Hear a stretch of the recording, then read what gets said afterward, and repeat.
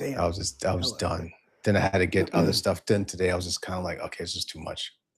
Hey, what's up, everybody? Everybody hear us out there? Cool. Listen, we are now just testing things out, right? So today is going to be the Odyssey spoiler review and GainsCon updates. All right. So it's me, Barry Gaines, and my man Justin Green from Green Screen YouTube.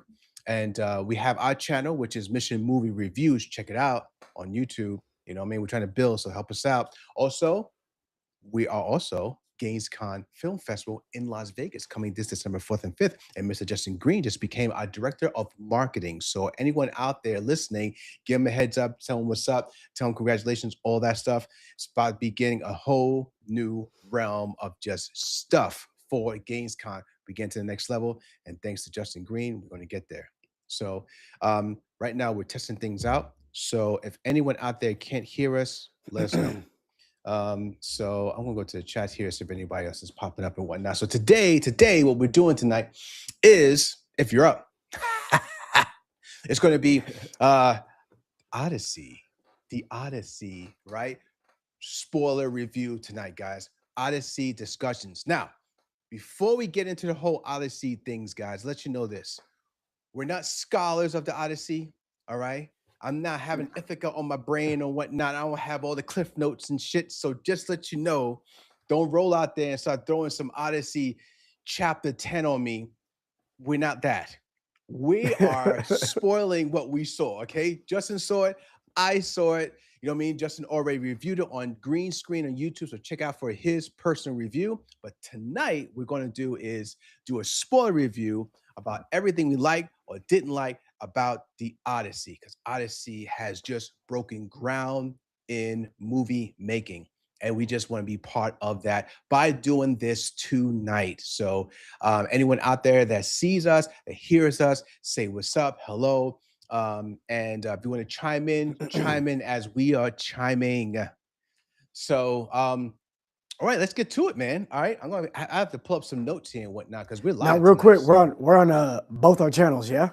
yeah. So right now, all Okay. right. So everyone out there who's looking at us, you're just gonna have to just hold up for a second because I want to check on my phone and make sure that we're all live. Yes, we're live on Mission Movie Review, which is our channel, which is nice.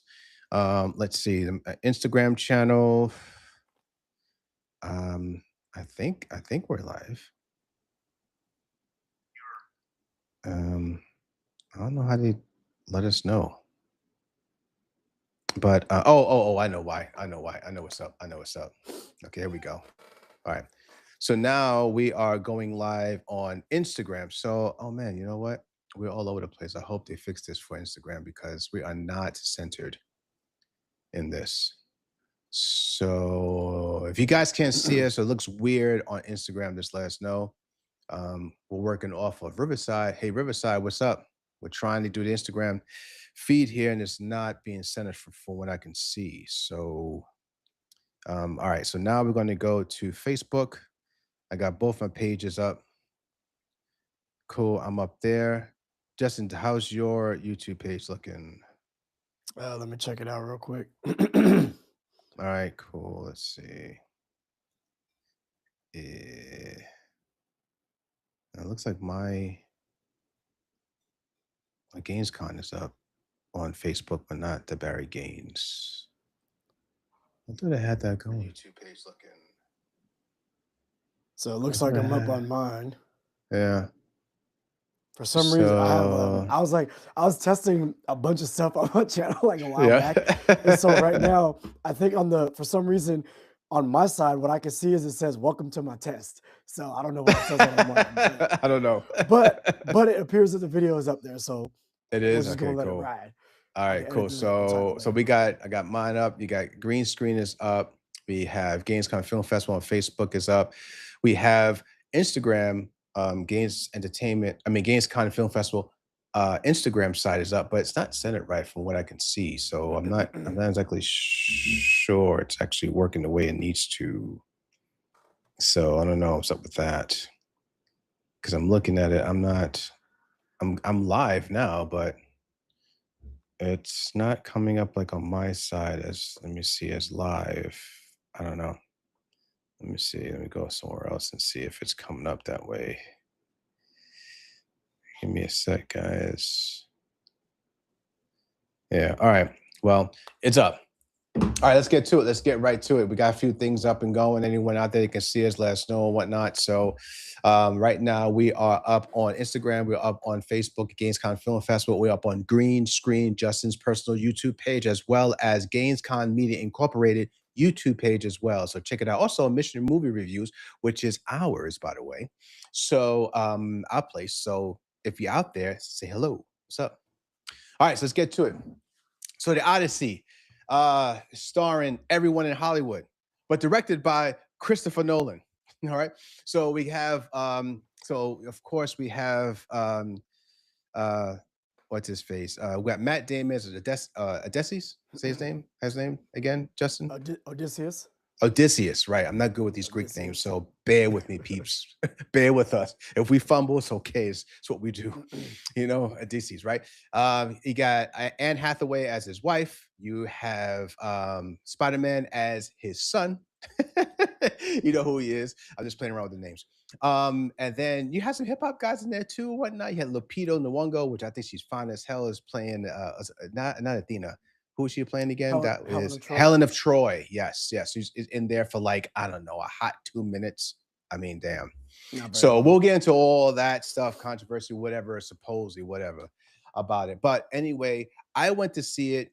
Justin went to see it. I went to see it in IMAX. I didn't have a chance to see it in 70 millimeter because number one, this movie is the first movie in history to be totally filmed in 70 millimeter IMAX, the IMAX freaking system, the first one. And let me tell you, I went to see it in the IMAX, not the theater that actually has like the print, but I still saw it. Number one, I guess everyone who saw it noticed that that bitch was loud, yo. Good lord, I love it. I love it loud, bro. Justin, was yours loud? I mean, there's definitely parts where it was like loud, but I don't think it was ever overbearingly loud. Oh, okay, I never felt like there was an issue with the audio for right. me, but we'll talk about that for sure. Okay, Yeah. yeah, yeah. Because we were talking about the audio sometime with Christopher Nolan's, movies and all that stuff. And let me tell you something. I had no problem with his movies when it comes to audio. I don't know if you guys are just used to the whole TikTok, Instagram, Facebook, all that, everything coming clear through someone's phone. But when it comes to cinema, some things are purposely done because you're watching a world that's created for you, and there's going to be elements in the real world that's not going to be crystal clear. Just like real life. You go out in the street, someone may say your name, and you're like, what? Because that's what happens in life. You know what I mean? And you just say, what? And oh, yeah, yeah, yeah. Well, that's what Christopher Nolan's doing. You may hear something and you go, huh? What? And he'll wrap it up later. Just keep listening. So everyone out there who has an issue with his movies, with the sound and everything, I don't know, man, that's a you problem, but I don't have a problem with it. Anyway, so you know what? I've been yapping. We have a lot to yap about. Justin, yo, first things first. What do you think about Odyssey? You went to see it. What's up? So this movie is a masterpiece. It's perfection. I'm not sure how you see it any other way. And I will say that number one, overall thoughts on the film. Like Barry was talking about, we're not scholars of the Odyssey. I didn't read the book when I was in school. I did everything I could to avoid reading. You feel what I'm saying? Right. Yeah, right. So with like movies like Gladiator, Troy, things of that nature, 300, as unbelievable as 300 may be, right? All those types of things. To me, the culmination of all the things that were great about movies like that came before this has been brought to fruition by Christopher Nolan. Christopher Nolan being Right. the type of director that he is, like you're talking about with sound, he's gonna make that choice to make you a little annoyed at times with maybe the volume or the lack of volume or the muffling of certain things. But at the end of the day, like Barry was talking about, he's gonna wrap everything up in the way that you need it to be to have understood the film when you leave the theater. You feel me? So this movie, on a standpoint of the realism, the verisimilitude, the way that he filmed the giants, the scene with the pigs, that Mm. shit was crazy. We'll talk Oh, about that in a minute. that's You know what I'm crazy. saying?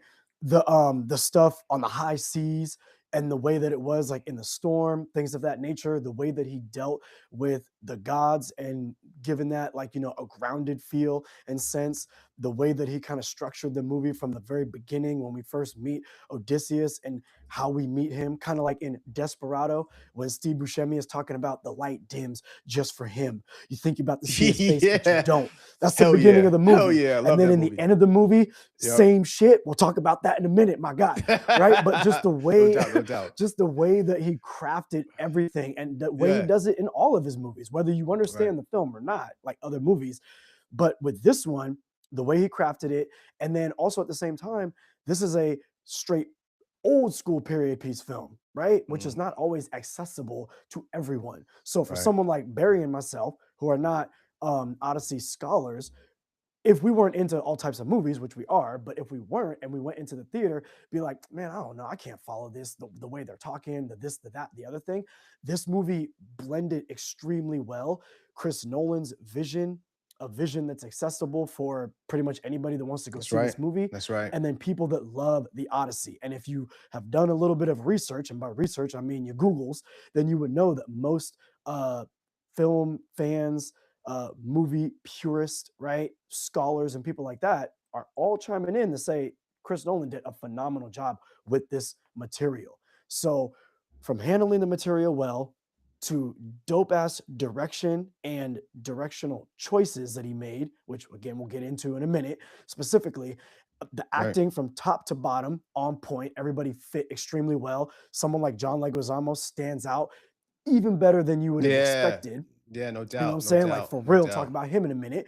You dig what I'm saying? And then it's a long ass movie. For me, it did not feel long. Okay. I mean, I ain't gonna front. I was tired when I went to go see it, but it still did not feel long to me. I was on the edge of my seat for everything. And then the way that things build up over here, sometimes that's why you need a long form story because you have to let some things sit and marinate before you can actually allow the climax or the conclusion to come to fruition. If you don't have this over here, marinating, building, understanding what everybody's going through, then when it actually comes to fruition, you're kind of like, oh, okay, that was cool, but you don't feel it. And in the end of this movie, boy, you feel that shit. So I was like, Yeah, yes, I yeah. cannot wait to see this motherfucker again.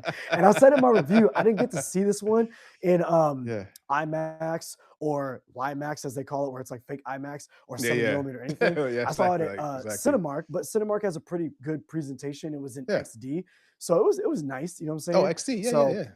I probably won't get around to being able to go see it. It's a 3 hour damn movie. I got a lot of shit to do, Yeah. but still beautiful in any format I would imagine. Yeah, yeah, I agree with all of that. I think this is a masterpiece. It's not perfect, but I think it's still one of those where it's going to be one of the probably the top 10 movies of all time. I cannot see how it cannot be. Just what he did with the film when it comes down to the aesthetics, when it came down to just telling the story that maybe a lot of people know, but then a whole lot of other people don't even know. See, that's what's so great about Christopher Nolan. Let me just get into his storytelling prowess as opposed to other filmmakers.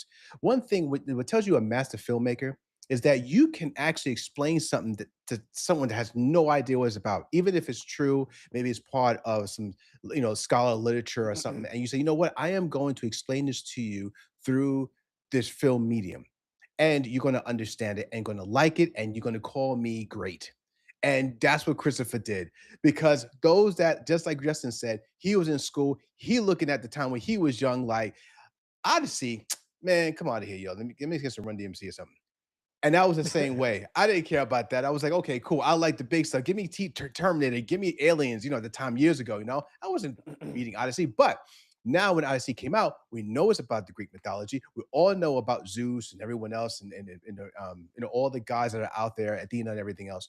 But we never really seen too many movies like that. There are some classics out there, like Excalibur and such.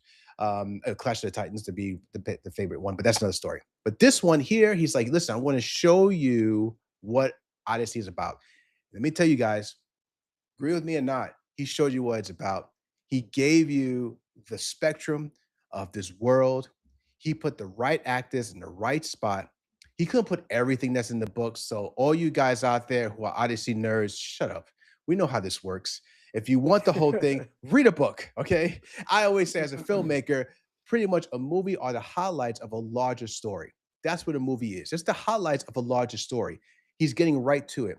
And those out there who want him to speak Greek and how it was in the book, guys, come on, come on, come on. Would you stop it already?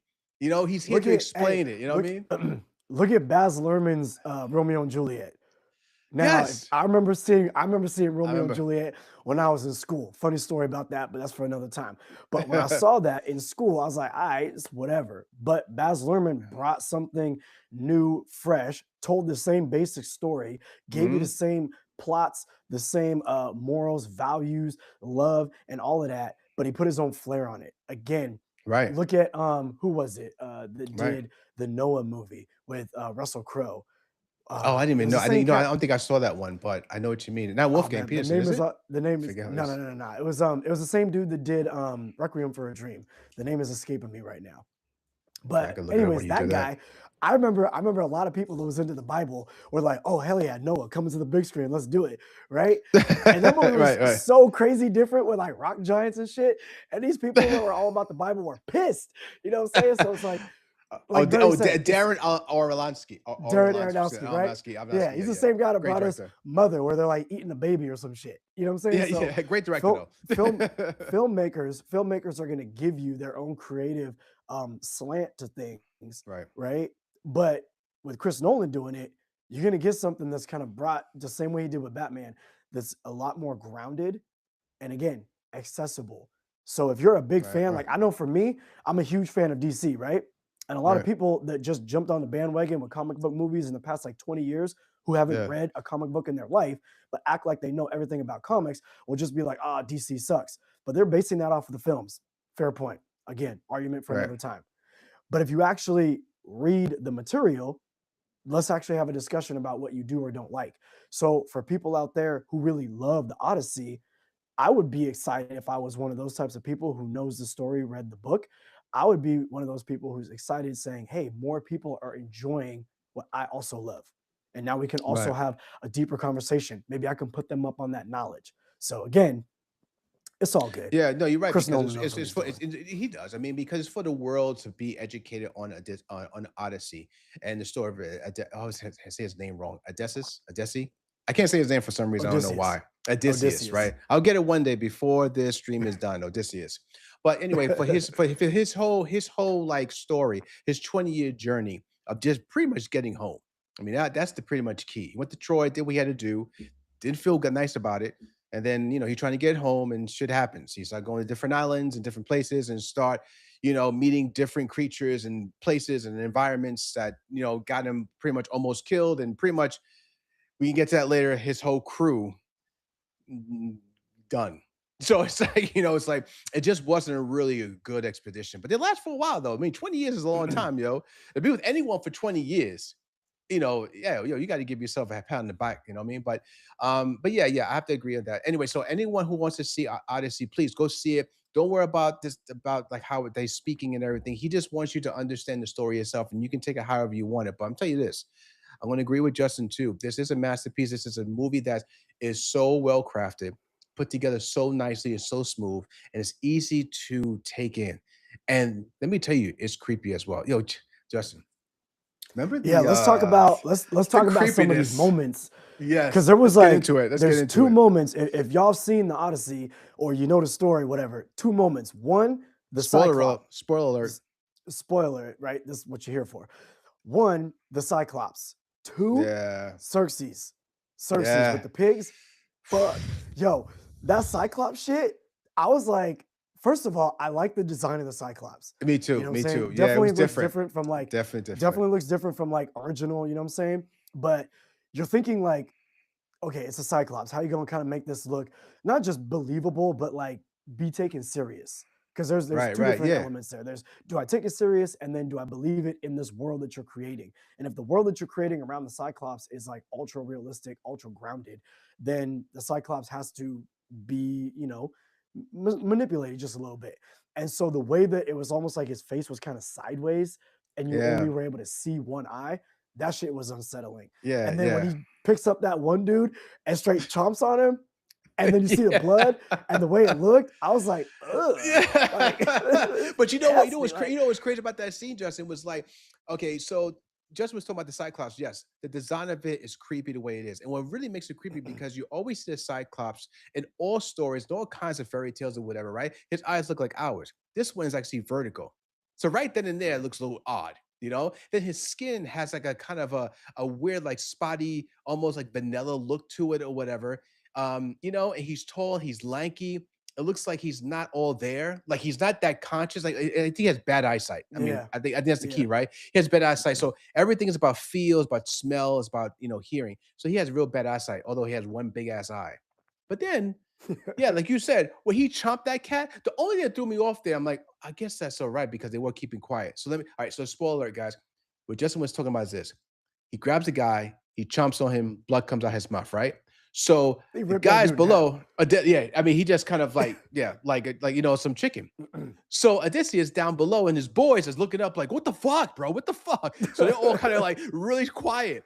And all of a sudden, then it looks like I guess the Cyclops didn't really hear them. And he just kind of just settled down like he got enough. It's like he got up, got some milk from the fridge, was all good for the man's the milk. Man's the milk, by the way. You know what I'm saying? He got his little chomp on. He like, yo, I'm good. And he just went down to sleep. So I was like, okay, I guess he got what he needed. He was done because they were real quiet. They're like, oh, what the fuck? So yeah. So that was creepy. There's some other stuff I too like about when that. I like when they were like the and again the thing that I like about like a movie like this or just a movie where someone like just takes their time Yeah. putting you through the paces, letting you see how things go. They don't just like rush into it. Is like we see them trying to contemplate how are we gonna get out of here. You know what I mean? And Yeah, then when yeah, they yeah, stab yeah. dude in the eye, because they basically stab him in the eye trying to take him out or whatever, Yeah. right? I like Yeah. how they kind of set that up like, all right, this, that, the other, boom. And then the way that he screamed, right? Oh Again, man, right, right, these creative choices. It could have sounded like anything, but right, the way right. that he screamed was like unsettling in of itself. Yeah, You know yeah, what I'm that saying? So it's sound was like just a lot of crazy. that stuff Yeah, was like creepy as fuck. I fuck, like how yeah. I like how when they're running out Because of the cave, you don't really yeah, you see the Cyclops, you know what I'm saying? But you don't see him. Like they did a great job kind of hiding him behind the trees a little bit. And then when the yeah, camera's like on the ground with them running back to the boats, you can see him and you see enough of the Cyclops to understand, yo, this is a big old giant ass Cyclops. It looks good, it looks real, it looks grounded enough, but it's never like just straight up like there in a way yeah, that yeah, for a moment it's going to take you out of it. But again, however they filmed it, however they did the CGI or whatever it was, I didn't do the research on that, yeah. but it just looked phenomenal. That shit It was it like it, look, that it shit was looked great. real. It really did. And now I don't know how accurate it is in the book as opposed to what we saw in the movies when it came down to that. Cyclops is that it took them a little while to get out. So it wasn't like they were Yeah. there for a day. They kind of figured it out. Some people died and whatnot, and they figured themselves out. They were there like for days.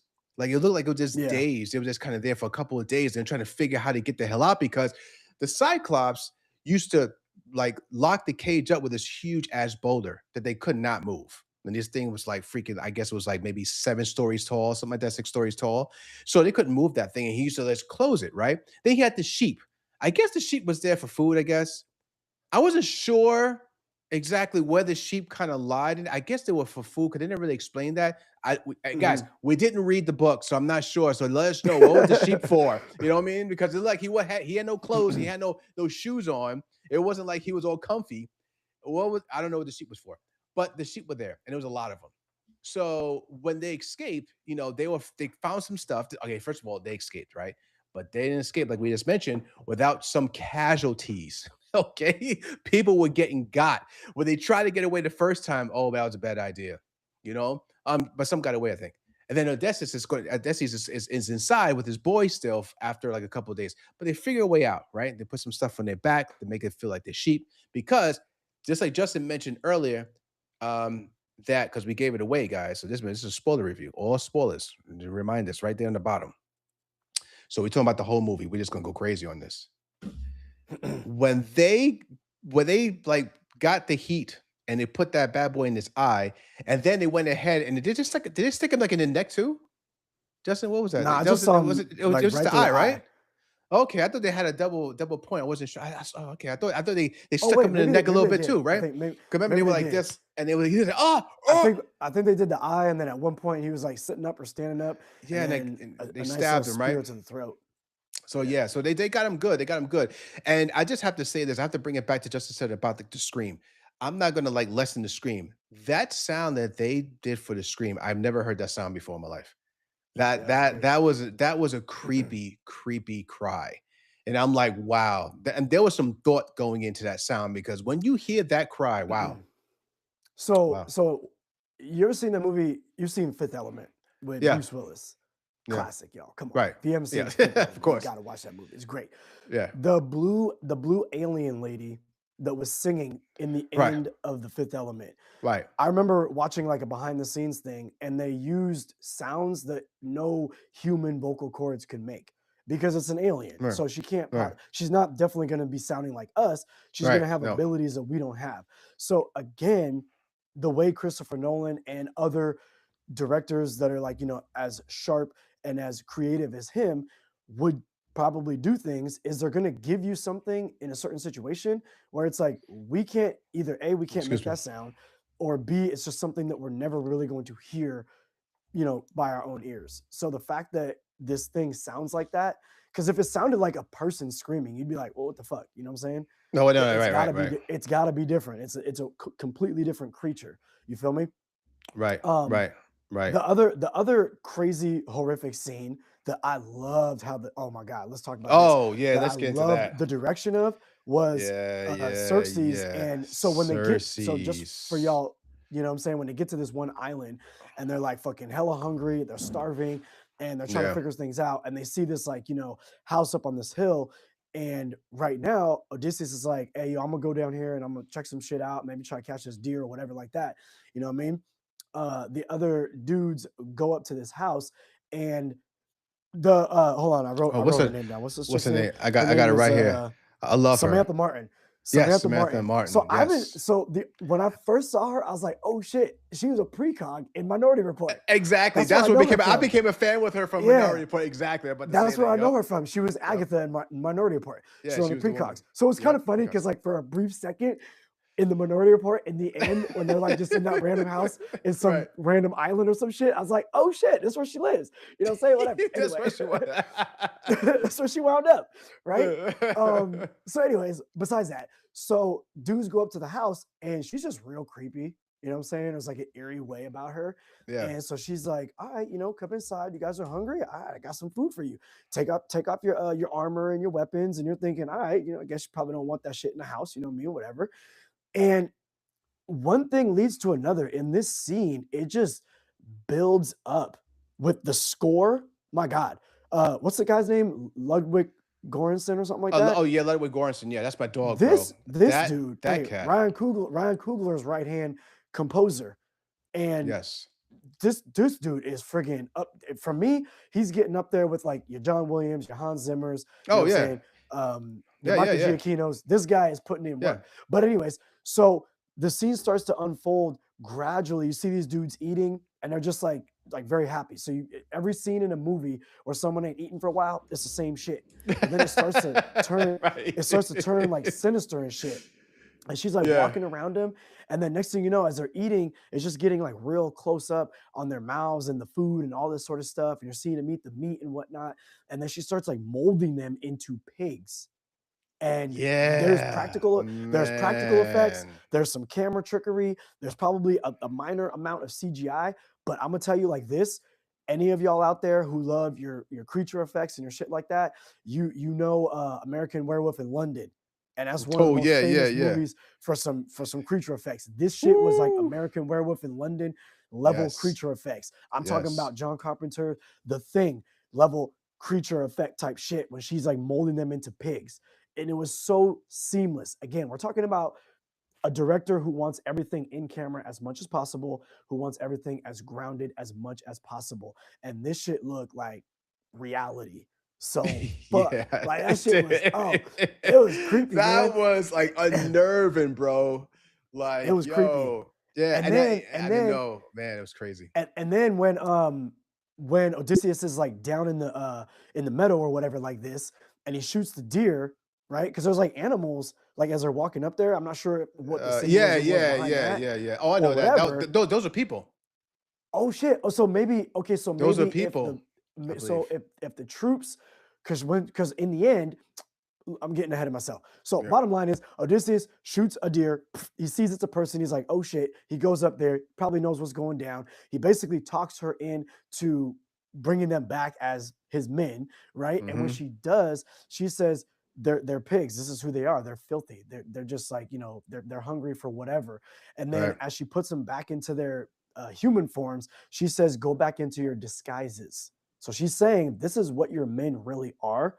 Now go back into your disguises, and she Mm, does her little, claymation situation, right? So yeah. then if their disguises was humans and these are really pigs, then would the tiger or the lion or whatever, would those be people of honor that were like I, that she turned into no, the I think animals? I think Like, they came into their, I guess, being I guess similar to those creatures, like someone coming as a lion, coming in probably a brute, taking things, pushing her aside, just eating her food, maybe just doing stuff like that, like a lion would. He just takes over. So maybe that's the case because, like you said, when Odysseus actually kills that deer for food because his boys is up in the house and whatnot, talking to this woman, to Cersei, he sees like the person turns into like a person. It's like he's dead. He's like, oh shit. So he knew. Now it's funny. Let me roll that back just for real quick. When he got to the island, right? I don't think he knew what was happening. Once he hit the deal, like I just mentioned, he figured it out. But what took me, and I think that maybe it was just me because I wasn't sure of the story. When after she turned those guys into pigs and he came in, the way that he hustled himself in, where he was like, "Yeah, I think I'm here alone." She's like, "You're here alone?" He's like, "Yeah." So I felt like, was it the island taking over them? At first, that's what I thought. It kind of leaned me into that because the way he was answering Cersei, because Cersei was asking questions, and she was like confirming some of the things that she was saying to him, like, "Hey, are you here by yourself?" "Yes, I am." "Yeah, it was just me," and all this stuff. And he comes in, he goes, "Oh, wow, you got a lot of pigs." She's like, "Yeah, pick one of the pigs, and you can eat whatever you want. Just pick a pig, and you can slaughter it. In fact, you know what? Here's a knife. Won't you yeah, go and do it yourself?" yeah. I'm like, damn. And he got the knife. So I'm thinking, like, yo, is the island like turning him into that? Like he's forgetting or whatnot? But I think, like you said, Justin, he kind of knew already. He was just hustling the whole moment. You know what I mean? He was just kind of like shaping it. He was like, nah, you know what? I don't want that. And I think that's when Yeah, I he think sat down with her. Yeah, I think he knew something was going on, and something was going on up at that house when he saw that the deer that he shot was a person. So I think Yeah. he was going in there, and it's kind of like a negotiation type thing. Like I think he Right, was just right, like right, right. holding his cards, she was holding her cards, and he was just calling her on her. She was trying to call him on his bluff, and she was Mhm. trying to call he was trying to call her on her bluff And I and wonder, whatnot. And what? then So I that's when cut it you off, came but I out. was wondering too, man. I wonder if he was familiar with that type of creature, like Cersei, because he came in knowing that he came in very soft, unthreatening, Mhm. just saying yes. I'm by myself. I'm not doing anything. He was talking soft, like he was like working it. Like he knew I gotta be easy with this bitch for real. Yeah. I gotta call her that, bro, because she is that. Trust me. When you see her, you're like, damn, bitch, crazy. But Yeah. yeah, she all by herself too. But yeah, when he came real subtle. So when you see the movie, guys, look at how Matt Damon came into the house. He was like, I am not threatening. You know what I mean? It's just me. You know what I mean? But like you say, yeah. And then I think before he came in, when he saw the pigs there, no, there was no one on the island. Like his boys are like, come on, you're gonna hear those cats from like 2 miles away. Those cats are hungry and they're loud. He go Mhm. up there, he's like, yo, where my boys at? And I see pigs. He's like, oh damn. All right. Yeah. Yeah, that scene, that Oh, whole damn. that whole Oh, portion was like just like they're so shaping up well their head crafted. I and loved whatnot, it. right? Yeah. Like the way they did it was Mhm. magnificent, bro. Because I didn't know what Yeah, they it were was doing. dope. It was creepy at first. It was like a horror movie. Like all of a sudden they start gorging and gorging, and they couldn't stop. And Yeah. at first there was like this. It was like a white. What was it? A white fat or something? Justin, something come from their mouth. It was like they Yeah, all had like this white yeah. I thing, think it was right? like yeah, it was like the What was meat that it? they were eating in there. It was like whatever Yeah, the yeah. vegetables were and whatever like this, and then the meat was like long and stringy, Yeah, and and it they're was like just this like long white pin, taking it in. and it just like, and it couldn't stop. So Yeah. I was like, and then she came And that's around what doing and all that's what this. and again, that's what I love Oof. most about it is just the way that it built over that time, and then she gets in there and you're kind Right. of like figuring things out like, "Oh shit, it's about to get real." But see, you know what? Yeah, Too, that shit was dope. I tell you this too, Justin. Samantha Morton's like performance in that one little scene. I think that although she's been around for a long time in Hollywood making films, I think people have just been reminded how bad she was. Because when she was in Minority Report, she took over that. I mean, yes, it was Tom Yeah. Cruise doing this thing, it was exciting, but she was the heart. Like she just has that quality. And I think that after that movie, years later, she's been in some things, but some people forgot. But I think this movie right now, she's that one that people are going to say, you need to like do something with that. Nominate her for something, whatever, because she was the best. Like when it comes down to someone outside of Odysseus' circle, Mhm. even in his travels, anyone you remember her. Even more than what she did, you remember her because when she turned everyone back and she was like, "Yeah, let them go. You and I need to talk." And then she Yeah. starts talking to him, right? And starts telling him what she said again. Justin, I remember you mentioned. She said something She about said something like, about like, well, she was basically telling him like, "Hey, here's one thing you got to do to like get "Oh, home. right, Here's a right, place you have to go." right, right, Basically saying like, "Yo, man, not everybody can come. You right." can go, but they're kind of already dead. So Yeah, yeah, that's just right, know that." that's right, Yeah. that's right. Yeah, yeah. But that Do you that scene when think she said that was crazy. I think like legitimately like when you're thinking about there's so many people in this movie, Yeah, um I could see her getting nominated. yeah, Obviously would have to be for like best supporting actress or some shit yeah. I because could see it nominated, right? you'd have to consider Anne Hathaway the lead actress in this movie. You know what I'm Yeah, but saying? you know what? Samantha That's to me, Penelope. But yeah, Samantha, I think in the same way that they nominated Christian Bale for Best Supporting in The Fighter, right. because I can't remember who he would have been up against if he was Best Actor that year. I Mm, can't remember who he would have been up against, but they said like, "Hey, let's rock with Best Supporting. Pretty sure you're gonna be able to get this," and then history's been made. He got it. You feel? You right, feel what I'm right, saying? right. Um, but in this, What? as Best Supporting, it makes perfect sense because again, you have Charlize Theron, which she was great as Calypso, right? You have Right, right. Zendaya as what was Zendaya? She was like I can't She remember her name. was, I forget her Started name, with but an A yeah, though. She I was remember. great.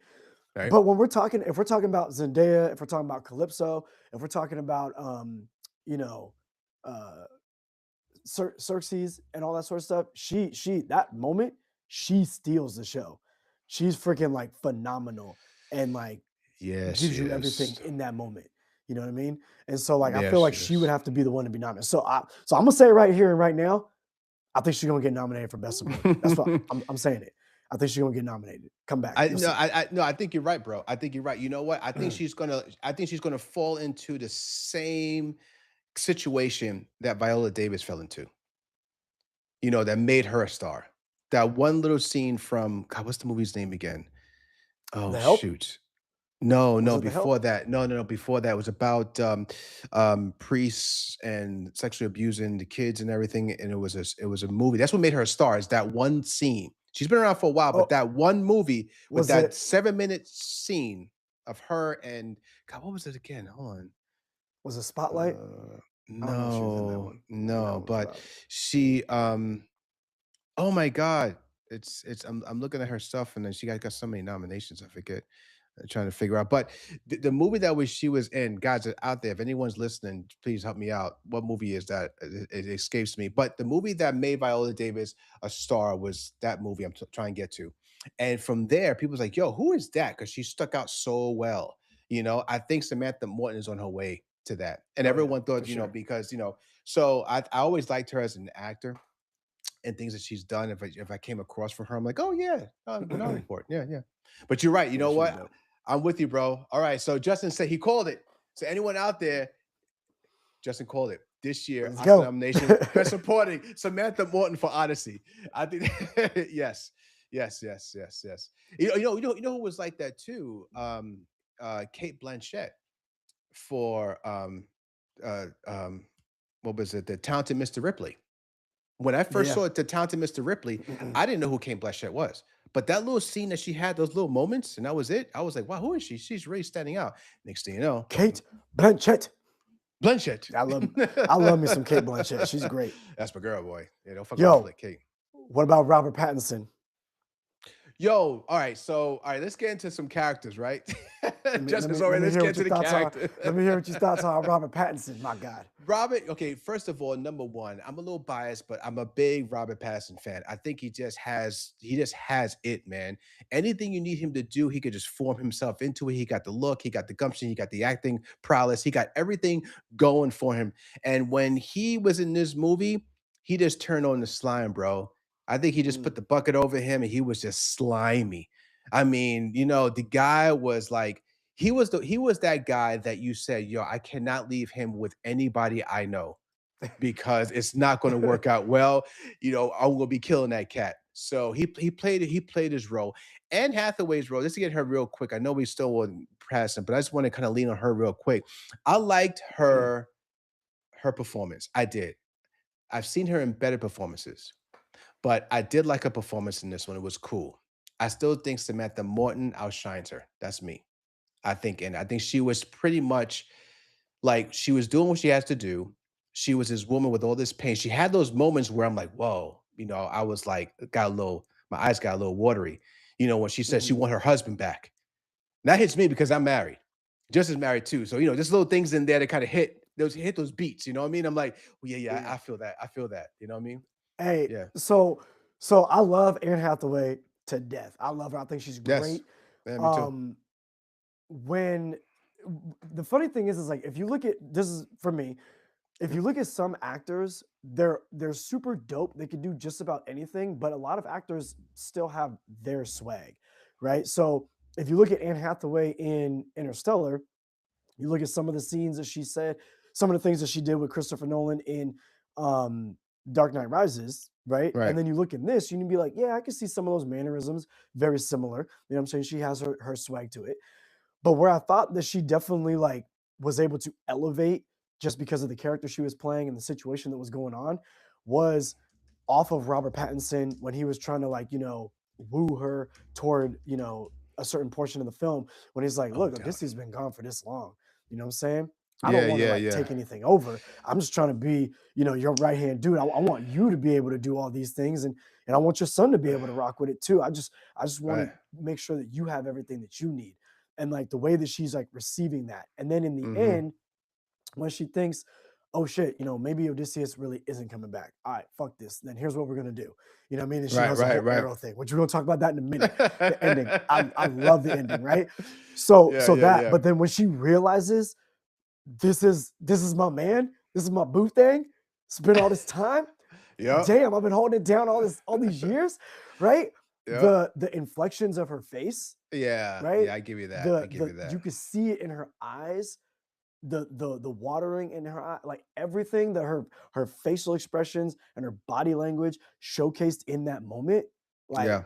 I I felt like she just saw her man come back and did not think she was ever going to see her man come back. So I you're right. believed it. She was great. When did you think that she knew that was her man? Because there was a moment I thought that she knew. Maybe she had a good idea and she knew. I said, maybe I think she was right then. I wasn't sure. What do you I think? feel like it's like I feel like she knew or she I feel like she felt like that was Odysseus or could have been Odysseus as she was like talking to him with Right. the hood up, right? Right. There's something probably in her heart and in her bones where she's like, I wish this was my man. I wish he would just take off that goddamn hood and show them who you are. You know what I'm saying? T'Challa swag, right? Yeah. But it wasn't until he was about to string that bow and he did the boom thing on the bow. I Oh, got chills. yeah, yeah. I got Me chills just too. thinking about it right Me now. too. And when I was in the theater, I was like, when I was in the theater, I got a lump in my throat when he did that bong thing with the bow. Yeah, me too. And Me too. she did too. And I She think it did. was like at that moment. And again, let me go all the way back to the very beginning when they showcase him doing that. That's like his thing. It's like his Right. signature bong. And then they asked him some other time later in the movie, hey, why do you always do that? Why are you always giving the animals a heads up that, hey, I'm out here, I'm about to fucking kill you. You know what I'm saying? Yeah, yeah, You know yeah. what I mean? Right, right. And he's like, it's not fair unless I do that. That's his swag, Right. right? That's his Yeah. He principle. wants to earn it. So Hmm. when he does that and it comes all the way back full circle as Chris Nolan movies tend to do, full Yeah. circle, You know what I'm saying? His face is shrouded in shadows and whatnot, you know, in the hood. He's doing that. She set up the perfect little thing. Nobody in there can do it. It's like the fucking sword in the stone. You know what I'm saying? And then Yeah, all of a sudden yeah, he picks it up, strings that bow, boom, and there you go. And she's like, oh, yes. pussy wet for days. You know what I'm saying? She's like, my man is back. You know what I'm She was saying? like, So "Bow, let's like roll." that's what she, Exactly. yeah, that's what she knew. That's what she Yeah, knew. yeah, no doubt, He's no like, doubt. and But you know what? he's over there thinking, I still got it. But I love that whole concept about how they did the bow. My wife said too. She was Oh, that like, was "I great. love that whole." This the whole concept of the bow, and about what it meant, and what it meant to him, and what it meant to everything. Like his personality, everything was in that bow, and the little thing too. What I loved about it was the way he what they call it, stringing the bow, I guess, or whatever, Mhm. or bowing it, I guess, what would they call it? I forget the actual term, but the way he did it, I love his how he contoured his body. Like to me, Yeah. that's style. Like I like style, and that to me is like the way he contorted was when he feels it out first, and he pulls, and next thing you know, as he pulls it, he kind of goes down like this, like comes in, and he closes his eyes, feels it, like Yep. bang. Like the whole moment was just perfection. I was like, that's the shit. Like that right there. He thought about that. Like that was beautiful because it all, like you said, at the end, it all kind of you can say kind of builds up to this Mhm. moment where you feel because you see him contort himself, fill it out, and then you see him like put his head away. He doesn't look at it, he just feels it and puts his whole weight on it, and it just bang, and it comes up. Yeah. Bang. I mean, the whole thing was beautiful. Yes, yes, it was. And so yes, that thing at the end with him coming out. Yes, that was big. But you know what? To answer to what I was talking about, when just to go back to when he was speaking to his wife when she didn't know it was him because he had the cloak Mhm. on. I thought that she knew it was him when he said yes. When he already explained, I was part of your husband's crew, like his army, Mhm. when they went for, when they trashed, or they sacked Troy. I was there. She's like, okay, cool, all right. But he also gave me this little, I guess, a brooch of some Oh yeah. sort that Yeah. she gave to him before he left. He said, I got the brooch. I still got the brooch. It feels nice. I think right then, and she said, he would never give anyone that brooch. Like that would go with him. I don't think he ever would. You know what I mean? That's why I thought, because when you look at her, when he said that, she looked and you saw her like start to tear. I understand Yeah. because the brooch is her husband, but I think that's what she knew because she started looking at him, Yeah. And it's also staring like, because yeah, again, that was probably another thing that was like shaking her a little bit because she also was like, I think she said something to the effect of like, did he wear it or whatever? And he's like, he never took it off. So he's talking about see? this dude. He's talking about himself in the past tense. He Right. says he never took it off. Here it is now. So she's like, I, I guess I'm gonna pick one of these MFers. You know what I'm saying? We'll see. Exactly. But it was so No. good, dude. So good. N I loved how no. so anyways, I kind of got off topic in a sense, Yeah, yeah, no but problem. with Robert Pattinson, yes, the way he played this slimy dude and the way that he was trying to get at her, the way he was disrespecting Tom Holland Yeah, and all that sort of stuff. And just the way that he came and the way Odysseus wasn't showing himself as if he wasn't ready to be seen, as if he yeah, wasn't ready to take the stand in a sense, right?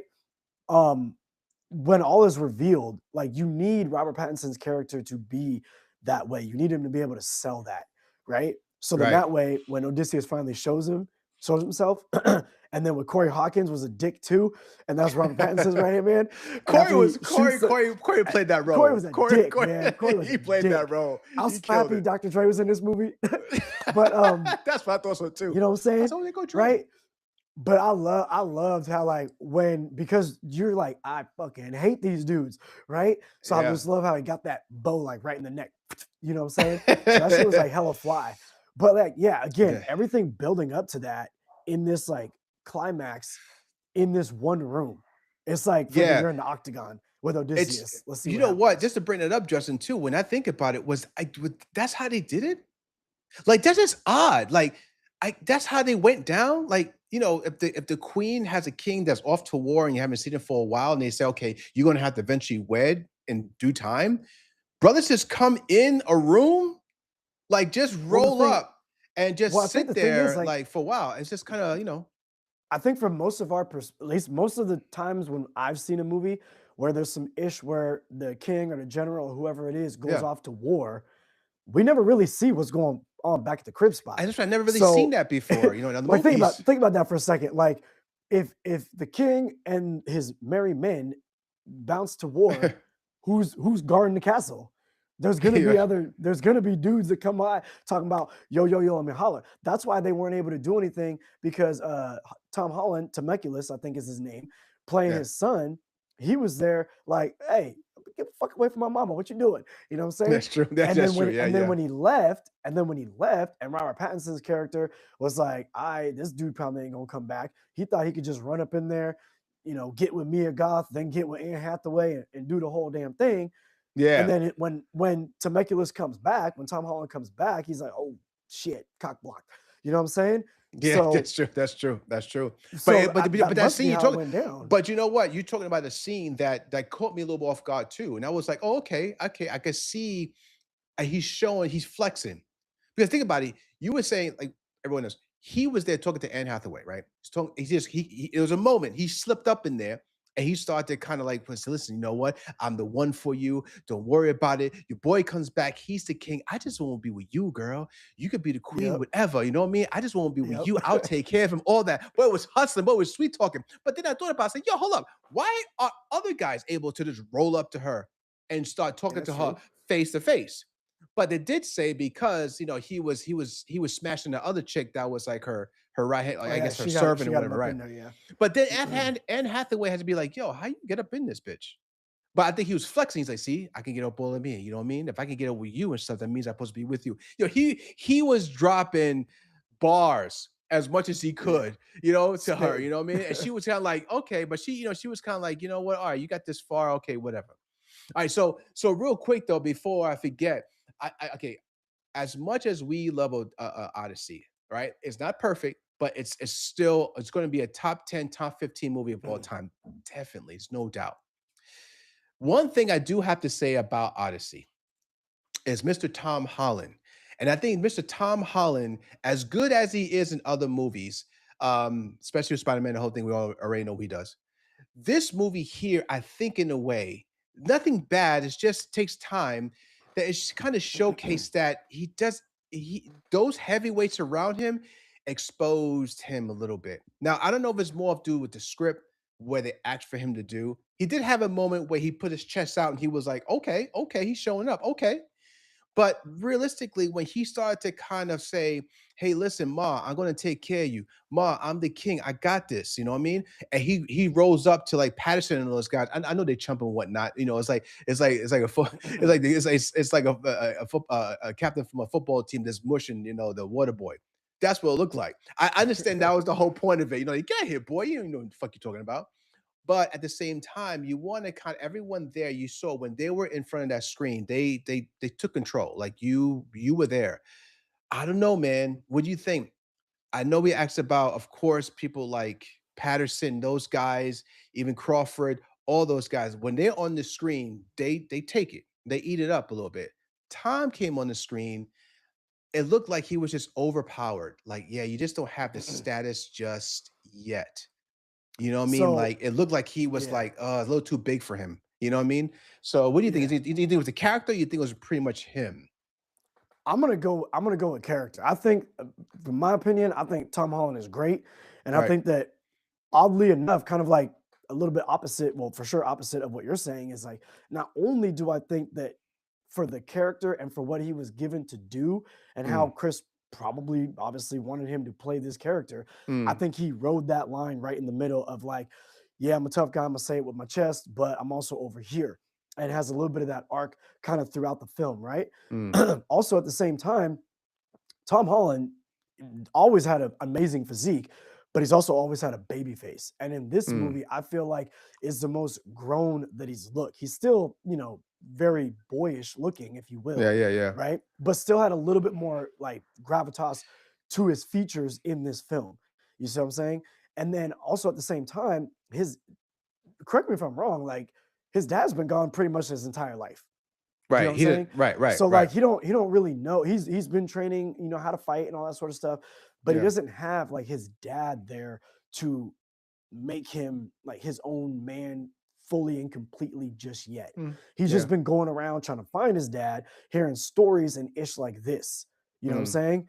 And so I feel like the way that that character was, the things that he had to do, I feel like he wasn't supposed to be um toe to toe with who Robert Pattinson was or who right. Corey Hawkins' character was or Yeah. anybody Yeah. else Yeah. like Yeah. that. I Yeah. feel like he was Yeah. supposed to be kind of like a layer below.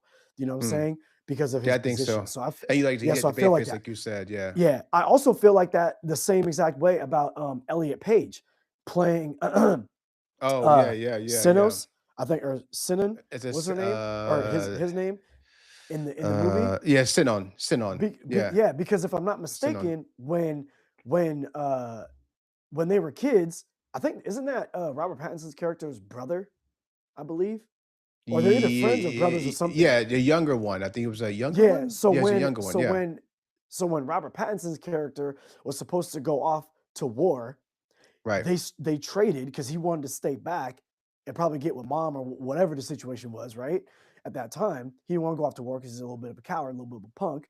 So right. he gives a little stick or whatever like that to Elliot Page's character, and then but if you look at Elliot Page, this person doesn't look like the same stature as all of these other soldiers. And again, I think Yeah. that's the point.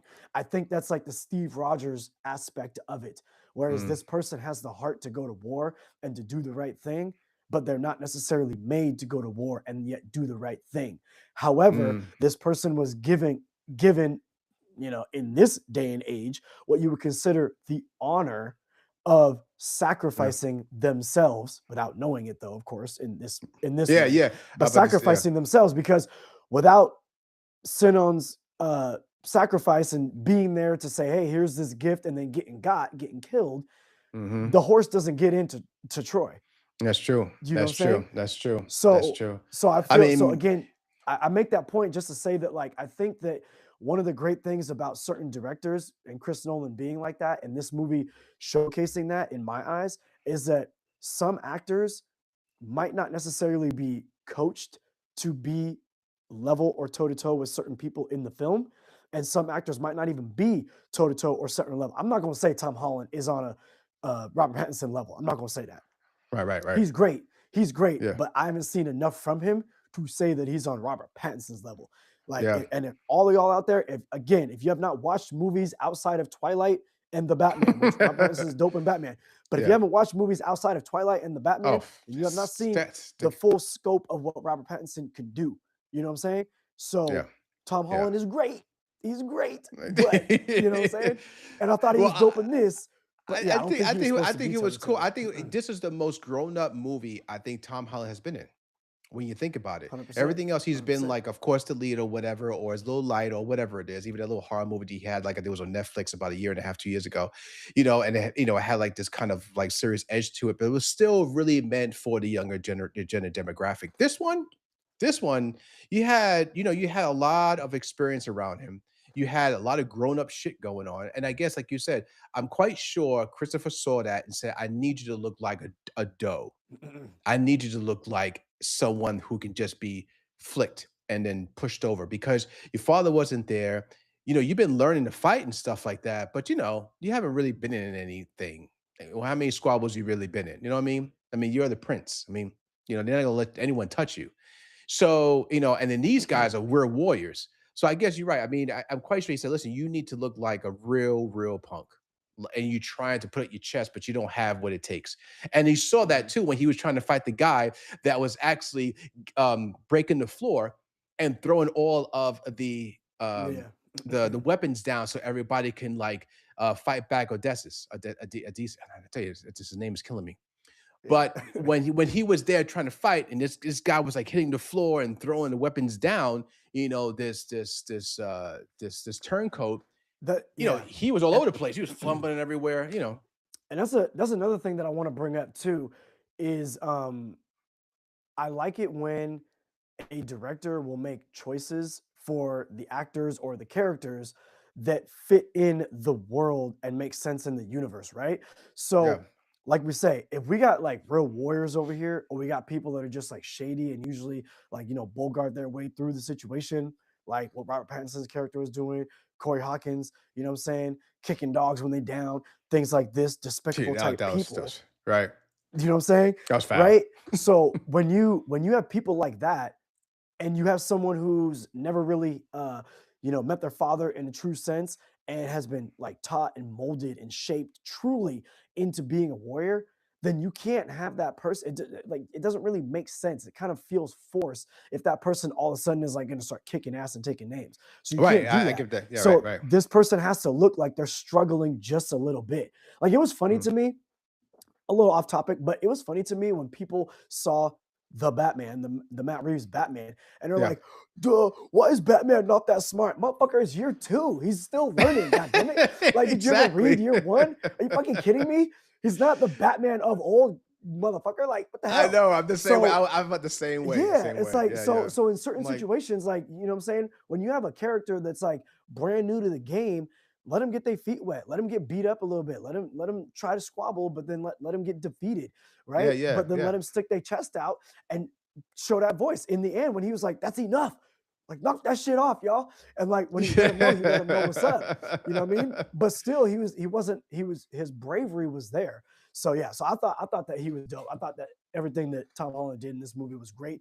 And I said in my review that I was like so happy that one, I thought he came off great in the movie as far as like everything that Chris wanted him to do. Clearly, Chris is a great director, so he's gonna make sure that he's getting awesome Of performances out of course. all of his people, right? That's that's Of that's course. evident. You see what I'm saying? But Right. I'm so Right. happy that this movie is going to do amazing. I think this movie is going to do 1 billion. I think that. Oh yeah. Okay. Oh I'm gonna yeah. tell you why, but I think this movie's going to do great, and so I'm so happy that Tom Holland is able to have a part in this because, like we said, all of his other movies outside of Marvel have been shit. They haven't Yeah, done that's anything, true. Just to whether be they're just to good or be just to bad. be quite honest. Yeah. Whether they're good or bad, that's a subjective situation. But on an objective situation, those movies have either failed at the box office Yeah. or nobody's watching them on streaming. So He I'm needs happy he's this. in this. Yeah, he I'm needs happy he's this. in this. Something Yeah. outside of Marvel, absolutely. But I want to give a shout out first as we move forward to Rachel.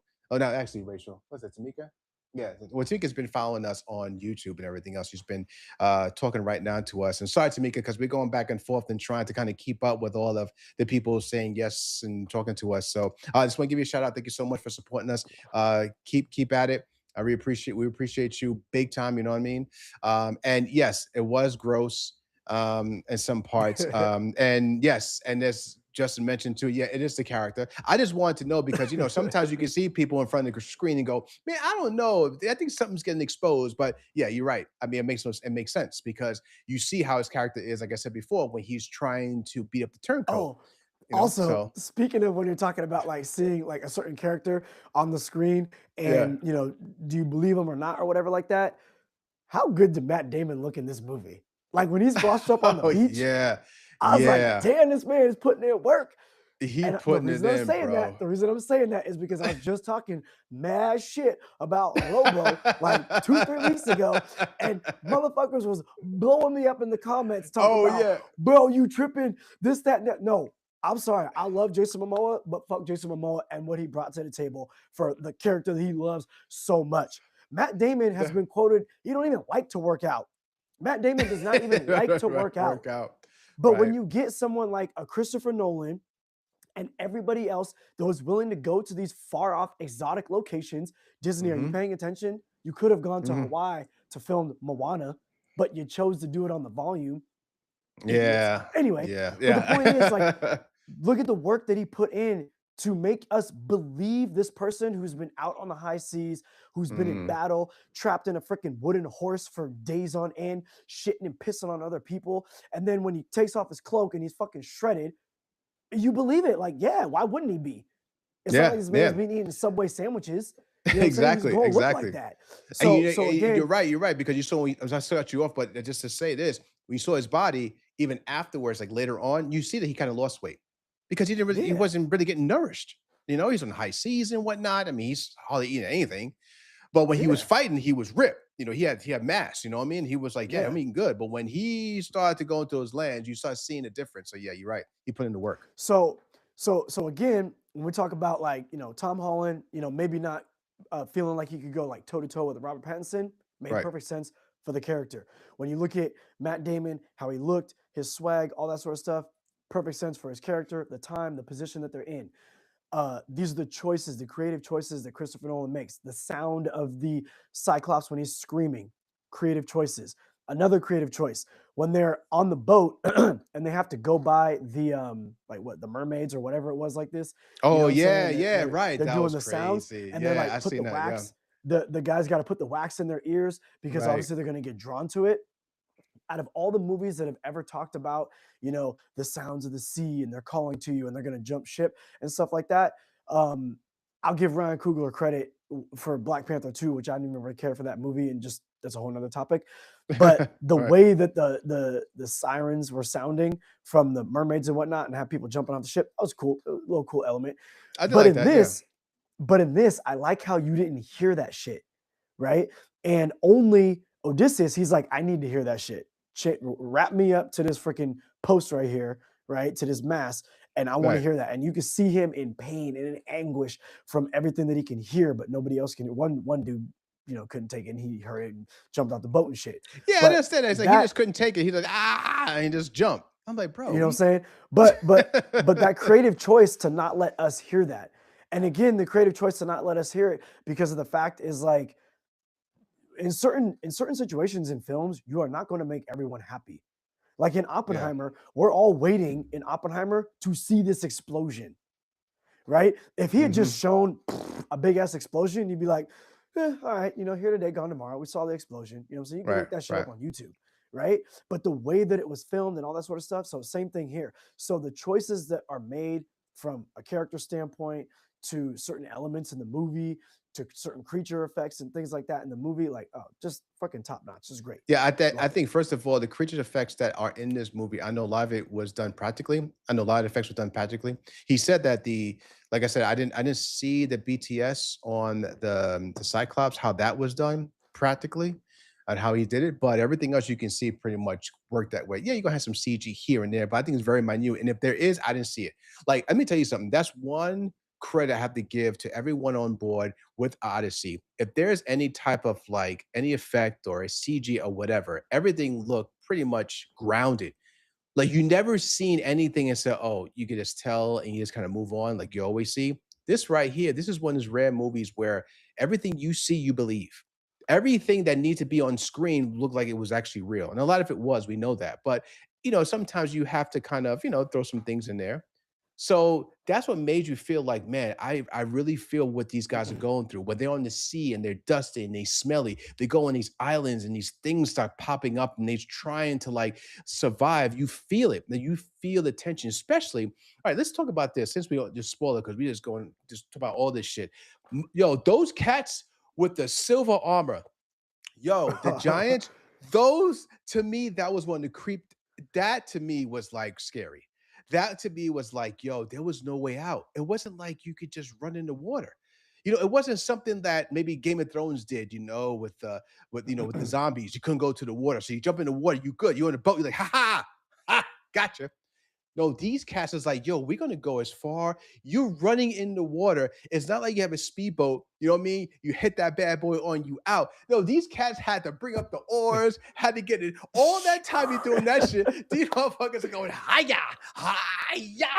You know what I'm saying? They're on top of you, bro. And I'm like, yo, get away. People getting it from the back of when you see other ships getting it from these guys. These guys are destroying ships. Bro, they were destroying ships with their hands. So I'm like, yeah, that to me was scary because when like, yo, the water don't mean shit and you can't get away fast enough. So the whole idea of these giants, and I don't know how accurate it is in Odyssey, guys. Please, like I said, Justin, I didn't read the book, but whatever they did to make these guys feel the way they felt was enough for me. That to me was like scary. You know what I mean? Because these guys did not talk. Even when you hit them, you didn't hear anything. You didn't hear no or Yeah, nothing.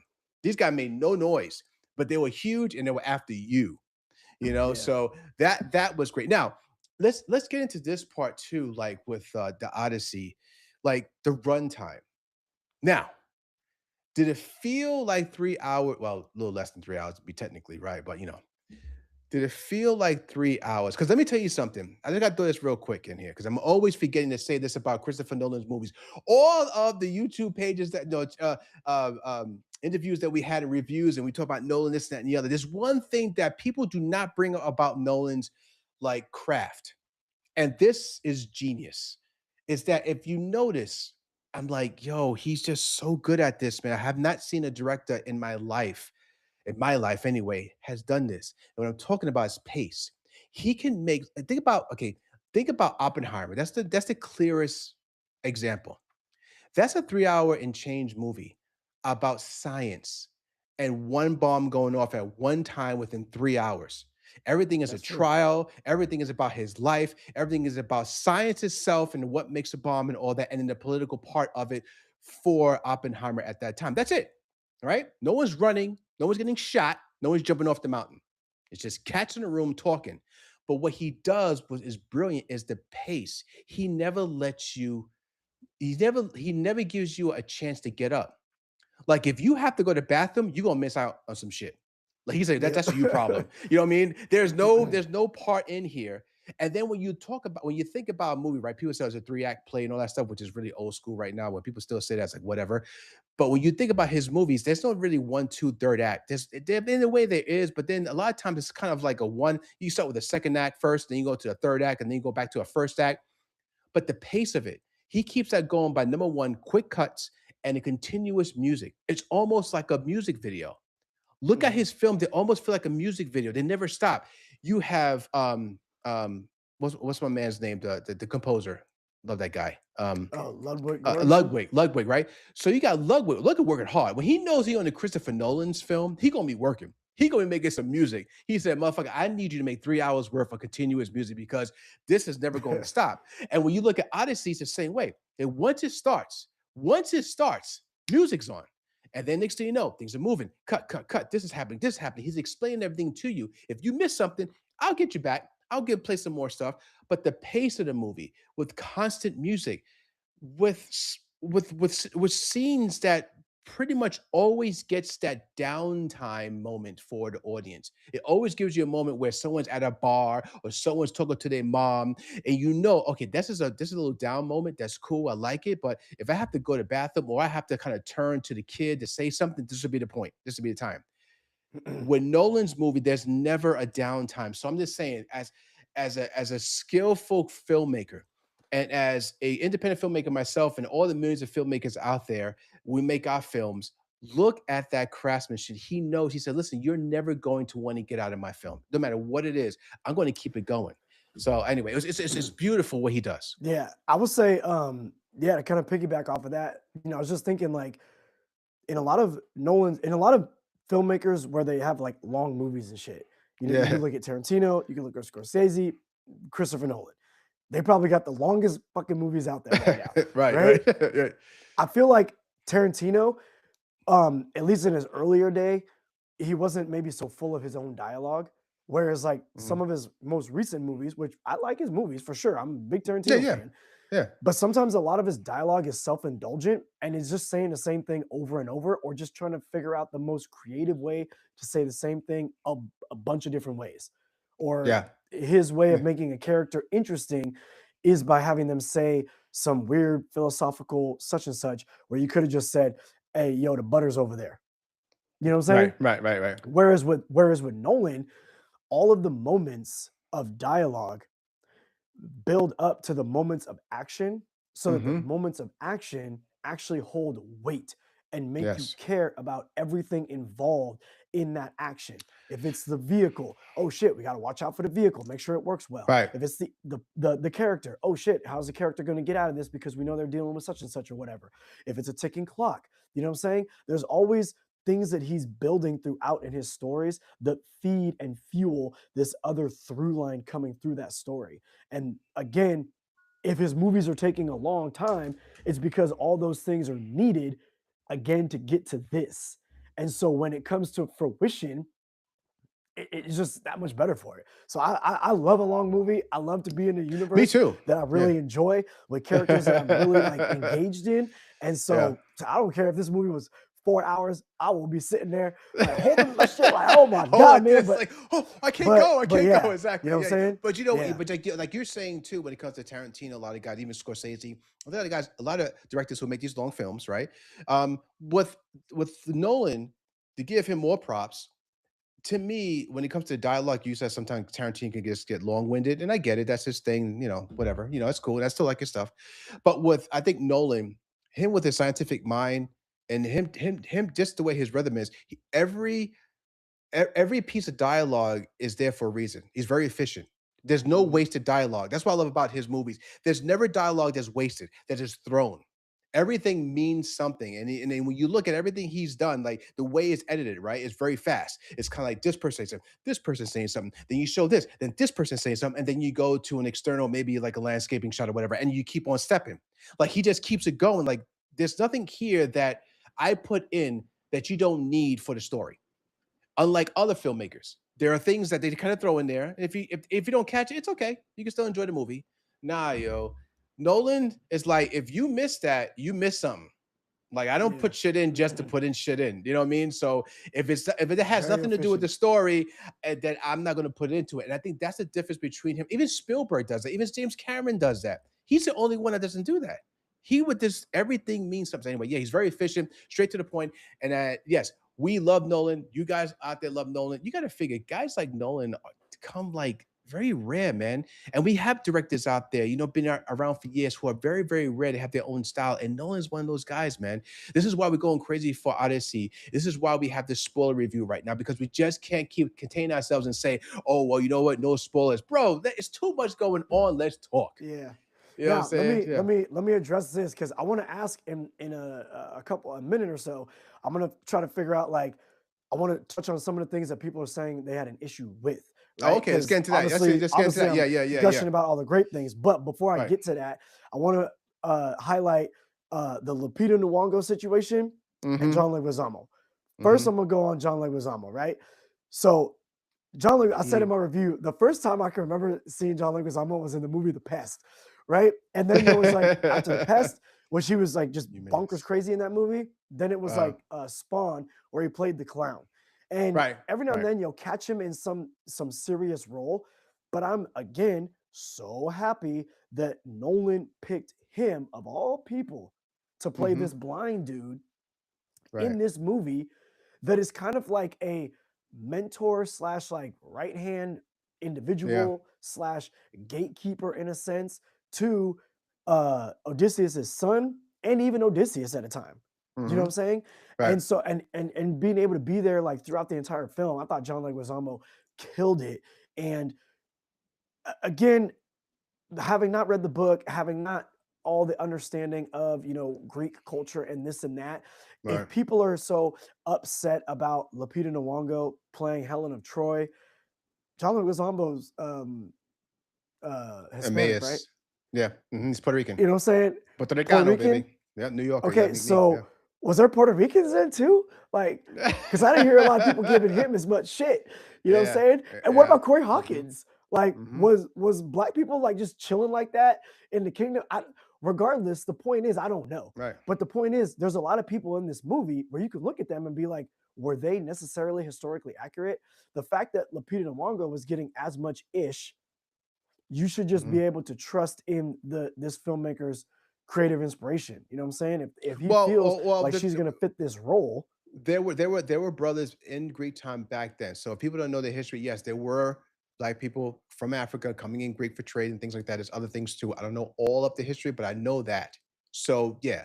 So if you want to get all crazy out there, like Justin's saying about Lupita Nyong'o and John Leguizamo and all that things, understand it's a big world out there. A lot of things happened at that time, and those who wrote the story just wrote it in their eyes, not really telling you actually how things were back then. So there's a lot of things going on in between. But anyway, I'm sorry.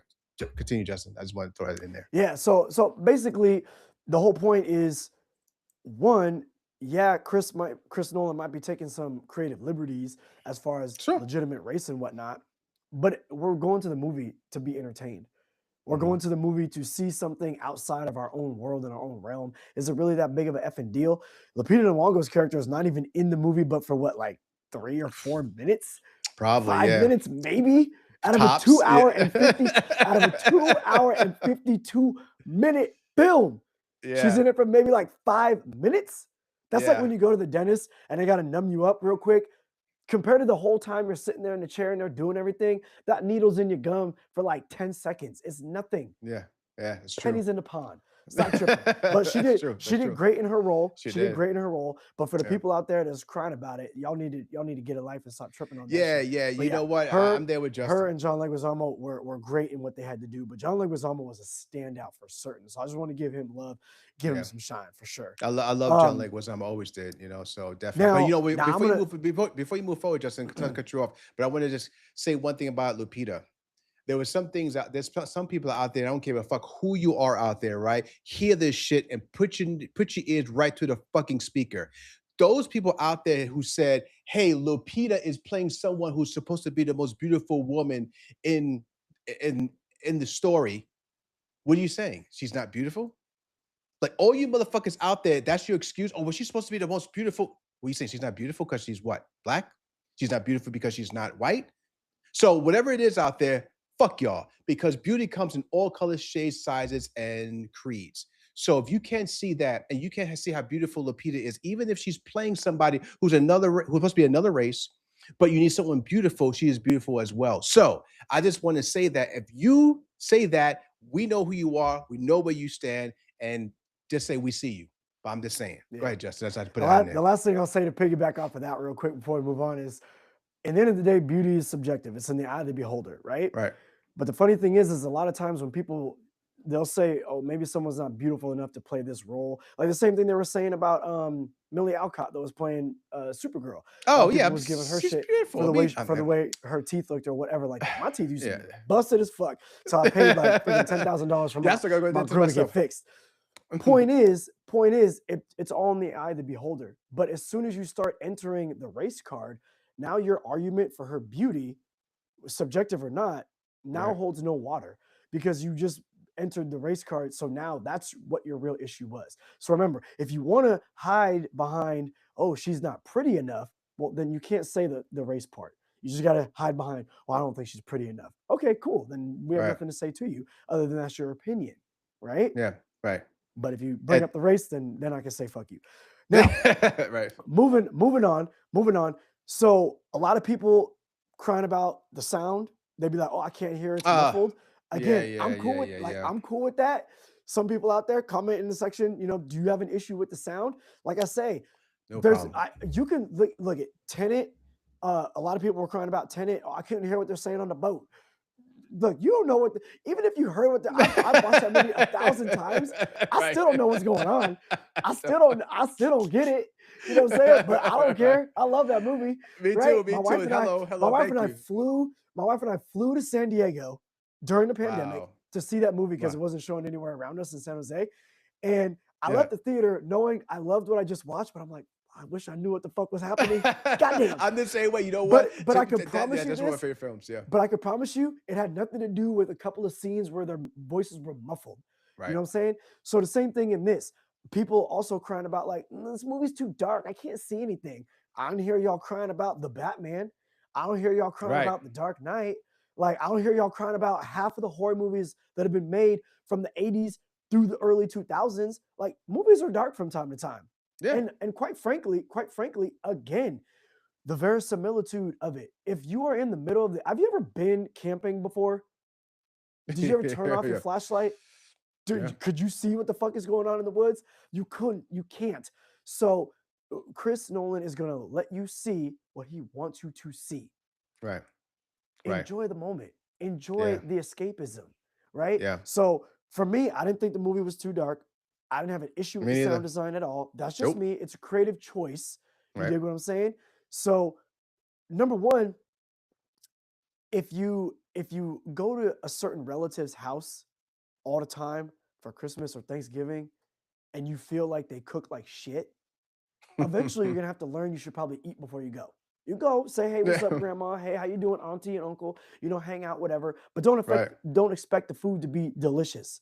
If you go to a Christopher Nolan film and I'm probably gonna get a couple of dark scenes, probably gonna get a couple of muffled voices, but Hello. hopefully I'm able to follow along throughout this 3-hour movie enough Right. to enjoy it. Don't walk out of the movie and be like, "It was too dark in parts. The sound wasn't really that good in parts." Let the shit go. I I'm know, sorry. I know, I Let the know. shit go. You know, and you know what? Like you said too, and people still come to see it. You already seen like You four or already five of paid his the money, films. man. You Let it already go. know what was happening, and you're gonna still bitch about it. You've been bitching about it since Batman. Hell, I mean, I don't know. Maybe he did in Memento. I saw Memento. I heard everything just fine. If he changed his ways, who knows? Who cares? It's the fact that did it help? Did it hurt you? Know? Or did you enjoy the film? Number one. Did it hurt you to enjoy the film? Number two. Did it hurt you understand the film? I Like submit no. just insane. Like no, it's like so. If it doesn't affect you, then stop crying. So yes, Justin, I'm there with you, bro. just Also, so and listen. the funny thing is, a lot of that is to use Chris Nolan, is the inceptioning from other people. Like if you read Yeah, a comment or if you read a review and it said, "Oh, the sound was this and that," well, now you're going into the movie looking for that moment, and you're like, yeah. "Yeah, I did notice that." No, the fuck you didn't. Stop it. Yeah, exactly, exactly. And you know what? Knock that shit off. And you know what? I think that too, if you can, especially if you want to see something, this may be off the beaten path. I just have to throw this in there. Just don't stop looking at stuff. Like if you're gonna look at a movie, you're ready to see a movie and you're really excited about it, just stop looking at stuff. Like don't go online too much. Just stop because you're gonna come in there with preconceived notions. You're gonna come in there with like these ghosts and these murmurs that you heard a couple of days before, and they're all gonna seep in. And when you look at it, you're not gonna enjoy the film. The best thing about any Mm. film is to go in there as blind as you possibly can. We understand it's hard nowadays because you turn on your phone and once you turn it on, someone's like, yeah, in your face, it's hard for you to move away. But if you Hey can, yo, it's I'm tough, gonna but I'm we gonna tell get you it. like this. I'm gonna tell you like this. Motherfuckers be tripping out there. It's not that hard. I watch a lot. I watch at least like 4 consistent review people, right? That I've been Yep, me too. following from like mid 2000s, like 2011 to to now. I watch them all the time. They review same movies I review, but I don't watch their reviews before I review a movie. I don't Mm, talk to other people about certain things because I want my own thoughts to come through.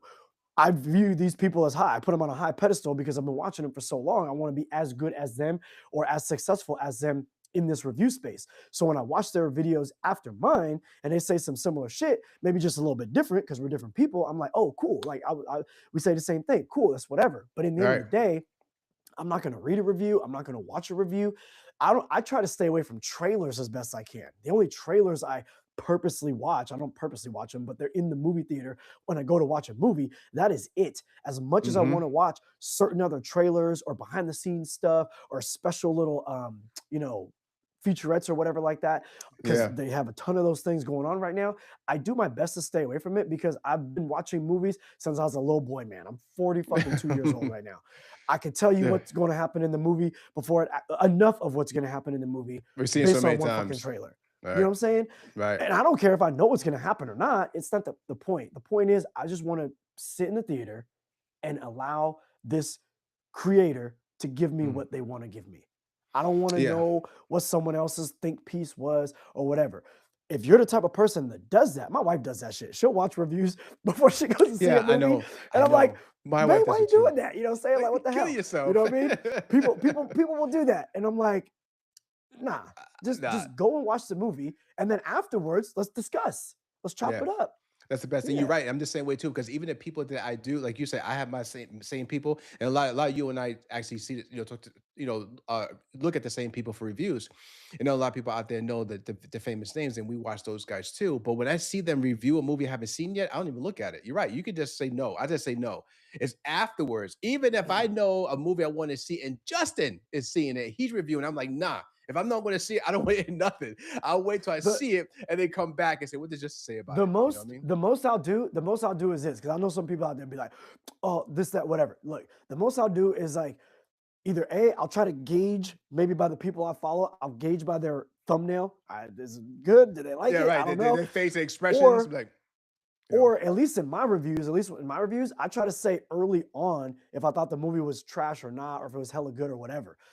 later on, I don't. If first of all, if you're watching my reviews, if a movie is great and I think it's good, I'm not gonna spoil it. So you don't got to be fearful to watch my reviews. If it's trash, I'm gonna spoil the fuck out that motherfucker because I got to give you examples as to why I thought it was trash. Right, But right. but the point is, I will more than likely say up top. You know what I'm saying? So I might watch someone's review just to see up top. Oh, it was good. Okay, cool. Now I'm gonna turn that shit off. You know what I'm Yeah. saying? And then we'll go in there and enjoy the movie. But yeah, in the end of the day, if people are talking about, oh, the lighting looks like this or the sound is like that, you're still going to Mhm. formulate your own mind on what was the movie overall. What Yeah, was the yeah. experience like overall? You know what I'm Right. saying? Right. I mean, just the movie itself. Just enjoy the movie itself. And yes, every movie's not perfect. That's just the whole point of it because humans make it. We make these things. But all in all, you're going to like it or you're not going to like it. And I do want Now, now to let me. go ahead. Yeah, go ahead. Oh, I was gonna say. Now let me ask you this, because for me, I do think this movie was damn near perfect. You know what I'm saying? I can't Yeah. really point to anything upon just one viewing. I can't point to anything where I'm like, could do without, could do without this, could do without that, whatever. I thought it was Hmm. great. For you, what do you feel is some maybe downgrades about the film? What do you feel that was like, yeah, maybe this could have been done a little bit different or whatever. There's Like, there's what there's didn't you one like? there's one particular thing that I felt that could have been better, because I'm comparing it to a film that is just an epic, one of the top films of all time. Is I think is the it's the landscaping imagery, like how Okay. much he's shown. There was moments it was beautiful, like he caught like that beach shot was fucking phenomenal. But I heard about that too, like, oh, it's beautiful. He was in the mountains. They did all this. They did all that. I'm a big fan of Lord of the Rings. You want to see something where you feel those guys went through some shit, and you want to see some beautiful landscapes. That's a movie that can easily dwarf this one when it comes to that. I mean, you had helicopters looking at mountains from miles away. You had the actors on the edge of the mountains for like at least 30 seconds running where you saw this beautiful landscape of mountains. I mean, there was plenty of those. So when you think about a movie when they say, "Oh, this movie has the best landscaping scene," or you can see all of the work that's into it. Yes, you can see the work into it, but I can still bring other movies where I could say, I can see more of the heartache and the scrapes and the bruises from the actors than these guys. Lord of the Rings to me was the biggest one because I followed it for so long. And when you look at the movie again, you can see like so I don't want to go into the Lord of the Rings thing because it's not about Lord of the Rings, but um that's the only thing. Otherwise, I think it's fine. But the scope of things, like the scope when it comes down to like the set design or the scope when he's out and about, like either on the beach or the field or whatever. Just the scope of it to me could have been a little bit better. I mean, even Tarantino's Hateful Eight had better landscaping than Beautiful. that. So there's Beautiful. certain things you could cherry pick if you want, but that's just so. But that's pretty much it. Because I think this is a movie that even if you say, well, you know what, I didn't like this or whatever, this is a movie that's going to grow on you and grow on you like moss. It's just going to cover you up and you're going to love it. You're going to just sit in it. And when it's on, you say, I have to watch this in the best possible format. And speaking of format, hey, Justin, we didn't bring this up. We brought in the beginning of this before we close out is that being that this was shot on MX, 70 millimeter film, right? And the print itself, I think it's 24 prints, I believe, that he said he has that's throughout the United States, if not the world. But no, there's 24 prints, 24. That is the actual print where you can view it in a true IMAX place with that print to see exactly how Christopher Nolan was looking at the movie when he was editing, how he looked at the movie when he was filming. Like that's how it looked to him, you know? So there's a place here in Vegas, only one place where we're having the Gaines Con Film Festival this December 4th and 5th at the Brendan Theater. Okay, the Brendan Theater actually is one of those theaters. They're one of the 24 that actually has a true IMAX theater, and they're showing the movie in the true 70 millimeter print. So I was trying to get in there, and obviously I could not get in. Literally, let me tell you this before we move on. I went ahead and said, you know what? I saw this in like Justin, what you say is called not IMAX, but Live Max. LiveMax, right? Right. So I saw it kind of in the LiveMax one. It was in a Regal Theater. It's real nice. It says IMAX. I'm quite sure it is, but it's not, true IMAX, but it's as much as you're going to get. Um, Oh, I forgot what my train of thought was about the IMAX deal. But either way, if you can see the IMAX, then do see. Oh, that's right. I wanted to try to see it, Justin. So I was like, you know what? I want to see it again. It's very rare. Like Oh yeah, I Sinners want to was see it one as I well. want to see again. It's very rare that I want to see a movie again in the theaters, right? So I I would said, I love to want to see see this it again. again. I want to see the 70 millimeter this time. I really want to see it in true IMAX. Yo, bro, I cannot get into that theater for like 2 weeks. Literally, like Yeah, I heard a lot of the IMAX theaters were like booked out for like at least like 2 or 3 weeks. it's I mean, crazy, bro. they started selling tickets to this movie a year ago, like literally a Yeah, year ago. right, And those right. original 70 millimeter IMAX theaters gone. Done. Forget And about it. I'm like, yo, they have 8 o'clock in the morning shows. There's one of my guys I listen to, one of the comedians, Tony Baker. But Tony Baker, if you're there, yo, good work, bro. I'll follow you for years. But he said he went 7:30 in the morning, barely up, and it was like, sold out. Like, yo, it's like, You know what I would oof. love to do? You know what I'd love to do? Find a theater that's like show because I heard there was like through the night showings at some places. Yeah, one Like o'clock remember in the back when morning. Infinity War and Endgame were coming out, they're doing like midnight showings and shit. Yeah, I would yeah. love, I would love to see a midnight showing or some early, like random ass time in the morning, like 5 in the morning or I don't know what, right? Tired as fuck, watch the movie, be up, you know what I'm saying? All that. Right. And then after Tear the this movie, shit. and then after the movie, go to a restaurant, get some breakfast, go home and pass the fuck out. My son wouldn't let me though. He'd keep my ass up, right? He's like, yo, let's talk So, about. He'd be like, yo, Pop, let's talk about the I movie. love to Get do. your ass That'd up. be a perfect. That'd be a perfect morning for me. I love that shit. Yo, you know what? Hey, You're do you right. I think? mean, I haven't done that. Yeah. Do you think? So here's the real question, y'all. Here's the real question, people. We are not even in the height of Oscar season, if you will. You know what I'm Right. saying? We're still in Right. summertime. We're Yeah. still fucking in summertime, and we just Yeah. got this. You got Dune 3 coming up. Mm-hmm. Christopher Nolan and Denis Villeneuve, arguably the best directors doing it today. Mm-hmm. Arguably the best directors consistently doing it today. Dune is going to go down as one of the best trilogies ever. It's going to rival the original Star Wars trilogy. Look, if we're going like Star Wars is special. Oh, okay. Star So Wars, yeah, Star Wars is special. But if we're yeah. going like film for film, plot for plot, craft for craft, I'm sorry. I'm sorry, George. I'm sorry. I'm sorry, George, but I feel like Dune's gonna take this shit for real. So the question is, both of these movies are getting nominated for Best Picture. I don't think Yeah. there's a world where that does not happen. Yeah. Both Odyssey and Dune 3 are getting nominated for Best Picture. I can't speak on everything else. Maybe Right. Sheep Detective. I heard that movie's really good. Okay. but but but do we think if it comes down to Denny and Chris, like realistically, we haven't seen Dune yet, but just off what we know, Easy. Easy. what do we think? What do we think? Easy. Odyssey out the park. Easy. You think Because you know so? why? Yeah, because there's already 2 Dunes, so it's not a big deal anymore. You're just trying to Uh, wrap it up. It's a Here's big what I'll push movie. back on. Here's what I'm gonna push back on. I can't remember exactly what Denny said, but he said like the first Dune movie was like, I don't know, he's trying to make it happen. Whatever, I don't know, whatever he said. Yeah, exactly. The second one was for like film purists, like cinephiles. And then I think Right. he said that this third one is like his blockbuster. It's like for the fans. Like Right. It's gonna be a if lot you've of seen action. if you've seen the It's trailer, it's gonna be crazy action, dope ass action. You know what I'm saying? Pew pew pew, lasers and shit. You know what I'm saying? yeah, that's what kills us every time, right? And then also you got Paul Atreides as like a heel turn. Like he's gonna be a bad guy in this fucking movie. You know what I'm saying? Right. Yeah. There's some real shit going on. It's gonna Right. get real. Now the other thing is Christopher Nolan just won for Oppenheimer. You feel what I'm saying? So Yeah. does the Academy look at and say, all right, Chris Nolan just won Best Mm. Director, Best Picture, Oppenheimer, let's go.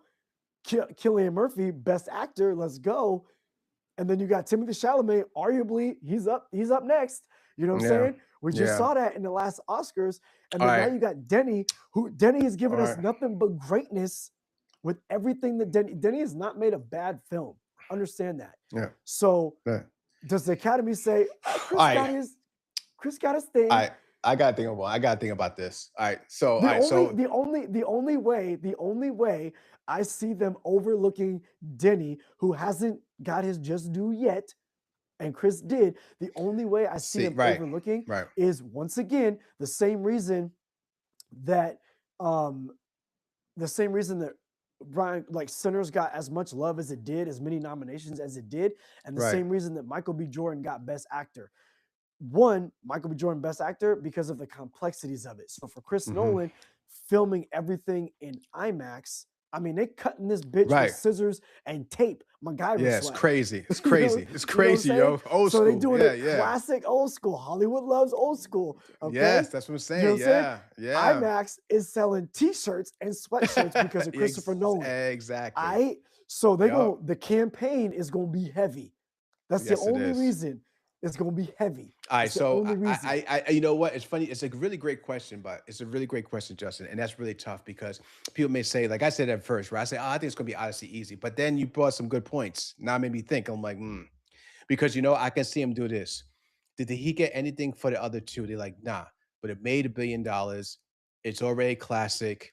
We didn't really give him anything. He's gonna tie this up with the bow really nicely in the third one.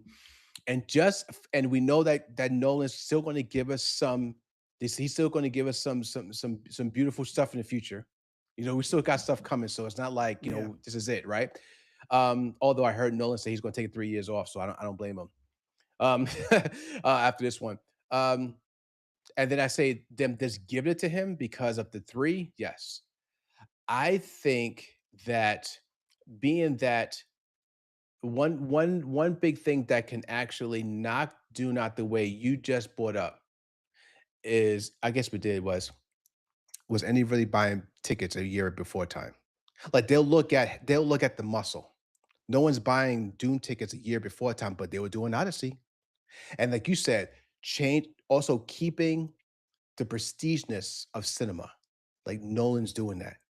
Nolan said, I'm keeping that shit alive, peeps. He's not. He's making some good shit.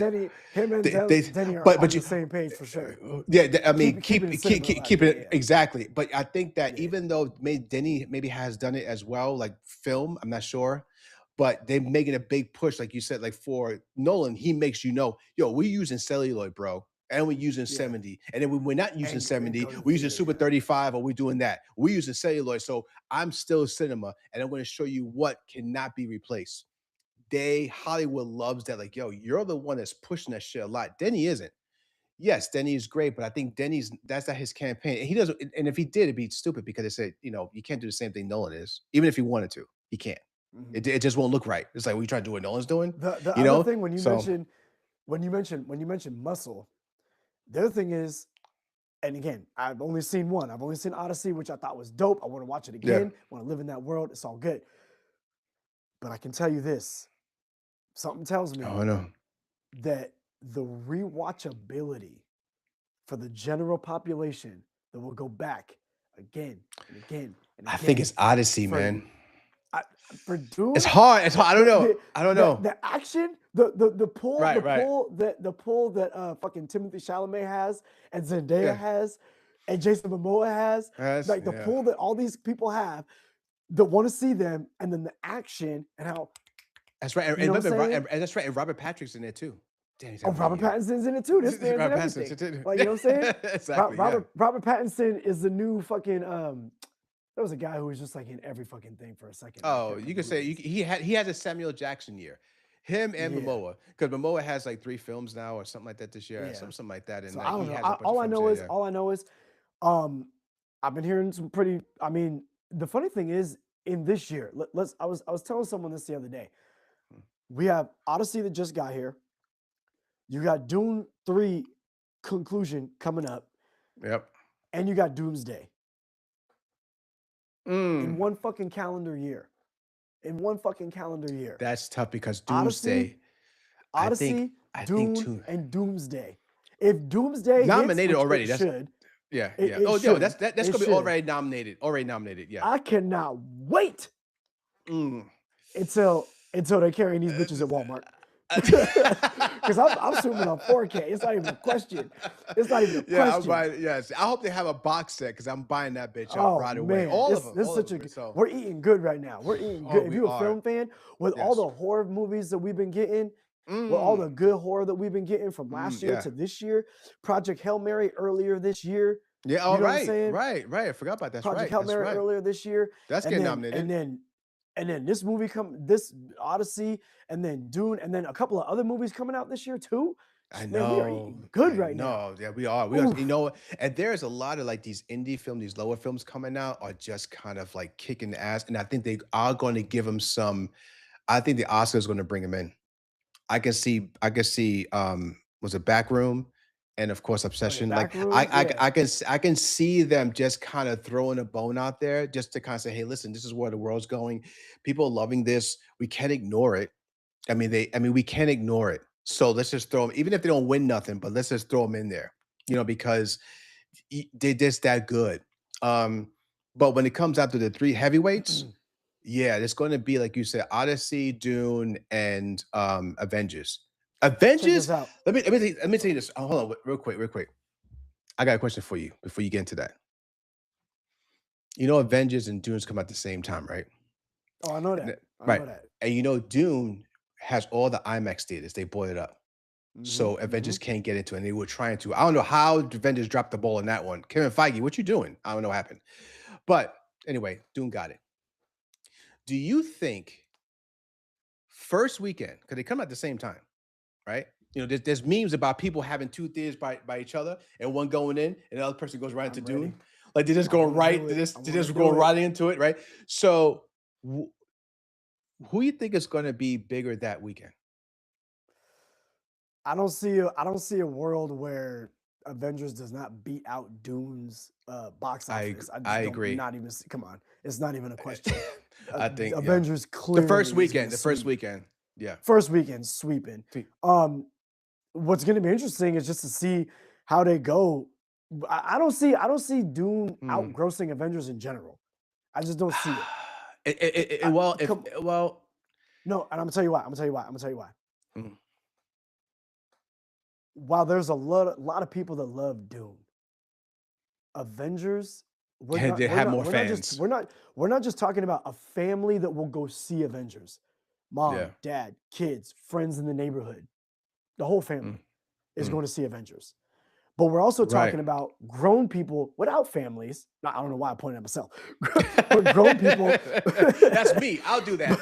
Grown right? people like myself, right? Grown people without families that love the comics and grew up on the cartoons and all that Mm, sort of stuff, or have been watching these movies as of late, they gonna go see it.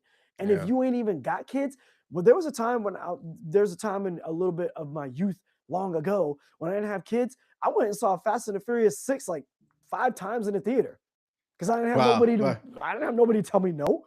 Do whatever the fuck I Right. want. Right. You know what I'm Right. saying? Right. So if you Right. got someone like, sitting around like, 20 to 30, whatever, and they don't got kids, they can do whatever the fuck they Oh want. yeah. They're gonna go Yeah. back and see that shit. You know what I Yeah. mean? But I are they necessarily yeah. gonna do that with Dune? I don't know. Yeah, the Doom rewatchability, yes, because first of all, when it comes down to Avengers, I still think, yeah, I mean, first of all, Avengers has more people, more fans than Dune. I mean, it's obvious on that, right? It's just the I way it don't, is. it's just the way it is. But I think that like the first weekend, yes, I agree. I think that Avengers going to blow it out the water. But then, of course, whatever's going to happen afterwards, depending how good it is and all that, of course, that depends on next weekend. But the first weekend, the opening day, I think most people not only are going to go in because they're fans, because you and I are going to be the nerds in there anyway, but we're also going in there to see, are they really turning the tide? Are they going back to what made them big in the first place? What made them beautiful in the first place? Like that's their whole hook. Like that's their whole thing.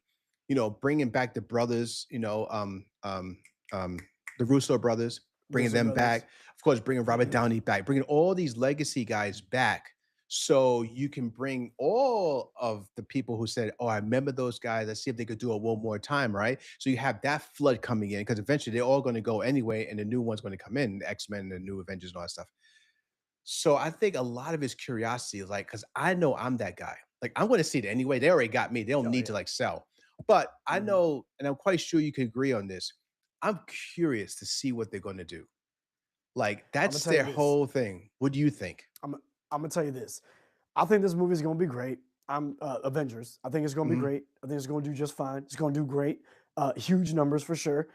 Um, a lot of people would try to say that Disney's been on an uptick because of uh, Wolverine and Deadpool, or Deadpool and Wolverine, whatever you want to call it, Yes, they and have all that been. sort of stuff. Yes. Yes. That's Ryan Reynolds. That's Fox. Y'all gotta let that shit go. Okay, Ryan Mhm. Reynolds came up with that whole concept for that particular movie. That was his DNA all over that. Marvel's had a little bit of dips, but I think that this movie probably will bring back their magic, given the fact Mhm. that as the conception of this movie has come about was when Kevin Feige had his power back. You know what I'm saying? He didn't have to go through all the checks and balances and whatever else like this. They slowed down their production on a bunch of other things. So I think this movie is Right. going to do just fine. It's going to be dope. You're introducing the X-Men. Hopefully, I'm sure they're going to stick the landing, but Mm. you're not going to please everybody, but it's still going to be pretty fly.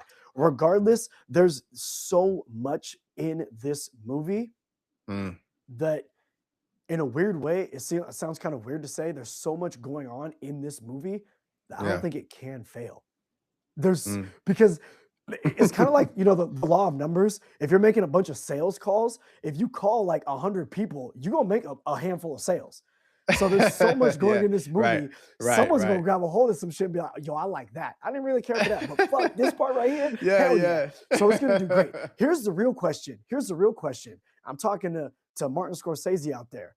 All right. The real gauge is gonna be, is it an amusement park or is it cinema that wins the day? That's gonna be the real fun, because Yeah. Yeah. there's people like on Martin Scorsese's side when he said, "Oh, all these comic book movies, that ain't cinema." Well, I Yeah. think it Whatever. is. I, I I think personally think that it. it No, is. it is. That is It cinema. is, right? You know It what I'm saying? is. That But is it's cinema. gonna be interesting to see. Yeah. You know what Yeah. I'm Yeah. saying? Yeah. Amusement park or cinema. Yeah. But you Either know way, what? we win. Either I way, think I win. I think all of the Avengers were all cinema. The way it was shot, how the scope of it, everything. That cinema itself, the storyline, like everything is there. It's like, come on, guys. If you look at this, any director would tell you, like, this is not. You're not looking at the Blue Beetle. You're not looking at that scale. You're looking at an enormous scale. So, in the depth of like just the aesthetics, and everything else, the storyline, the whole deal, the seriousness that every actor took for those characters, everything was very, very deep. So yes, especially when it comes down to the Avengers one, and of course, the second one, and of course the End Game, and it's not going to change because the Russo brothers will say we need to up that from Endgame. Like they already said, it's going to be bigger than Endgame. Well, not this one. The second one is. That's what they said. So I'm like, good God, like what they're gonna do? So they're already planning it. It's like, listen, if you don't like this one too much, wait till you see the last one. And it's like you're gonna see shit that you haven't even seen. In fact, you're probably gonna see shit you didn't even know we can do. So I think that yes, you're right, Justin. I think there's no way this is gonna fail. It's just a matter of like rewatchability. But I think that being that the Rooster Brothers did Endgame and the other one, right? I think that they said, you know what, we're just going to copy template, copy paste. We already know it works, so why Yeah. try to? We're just going to add stuff to the source, but just leave the base. Everyone loves it. We're not going to change it. It's going to have the same look, probably the same music. Sometimes they're going to have the same, some of the same costumes coming back. You're going to have like the same things almost coming back, and they're going to drop some new stuff in there. They said, but why reinvent the wheel? We already know it works. So, and like you said, Justin, it's going to work because we like it. But I think that's why I asked you, like, who you really think is going to like blow it up in the first weekend. And I agree, as good as Dune is, as big as it is, yeah. But when it comes down to the before we close out, man, I know we said this about a half hour ago, but we do say this for real. That we do say this for like the Oscars. Because we, hey guys, we love like award shows. It's just fun. It's just fun to see who gets it, even if it's not fair. Whatever, it doesn't matter. It's fun. Okay. Um, what movies do you think are going to be the ones? Maybe we just said it. That's really going to be the real concern of like it's going to be one of these guys. And no one, everyone else is just there for this is just to fill up the freaking numbers. But these are the ones that actually have a really good chance of getting the like picture of the year. Even when it comes down to say, hey, let's just go for it, Justin. Let's go for it, yo. Best actor. No, I mean, it's like you can see it already. Who can that possibly be? Matt Damon's gonna get nominated for Best Actor, hands down. That's Oh saying he's gonna win, yeah. right? We said that Odyssey is gonna be for Best Picture, Dune, Avengers. Who do you think is that fourth one? Like, it's three, but it's always, you're gonna be that dark horse, that one is like, you know what? That motherfucker could sleep. And if he doesn't, if they, if- it may not win Picture of the Year, but you think that something from it is going to win something from it. Mhm. I don't know. You know what? I can't think of anyone right now. I've I'm heard looking at, real quick, you know what I'm saying, before we get up out of here, so I'm starving. But uh, I've heard that Obsession is getting some talk. I mm, don't know how big or how legitimate, I think but I Obsession do is going to think be the it one. I I agree. honestly do think it would be dope. I Whether agree. it wins or not, I think it would be huge. I mean, Sinners, look, Sinners is I wouldn't necessarily personally call Sinners a horror movie, but it's definitely got horror elements to it, Yes. right? And there's like Right. a lot of blood and it's rated R, all those different types of things, right? Obsession's kind of in the same vein where Obsession, the writing in that movie, goddamn. So I think if Yeah. that movie Yeah. was nominated, that's a huge push for genre Yeah. films I if it think, you gets know what? nominated, I even for think what screenplay, even for no, you screenplay. for screenplay, I think it can get nominated for that. But I tell you what's going to happen. Okay, I'm going to call it out. All right, I'm going for it right now, guys. Record this, okay? So, and I'll tell you why I'm saying this real quick before you run. Obsession. What's her name? Indy Never Ready, right? She killed it. I saw it. I don't know if you saw it yet. Did you see it yet, Justin? I If it did comes see out, it, did see, loved right? it, loved it. So Indy killed it. I mean, her range. I mean, she killed it. And there's rumor, just rumor. We don't know how true it is. It's been out there that the director of the new X-Men already reached out and asked, "Hey, would you like to be in the I X-Men heard movie?" that. I heard Okay. that. I heard that. So she has a new movie coming out, some other indie movie that's coming out that she made before this happened. But I think she's the new it girl for a little while. Like she's becoming the new it girl.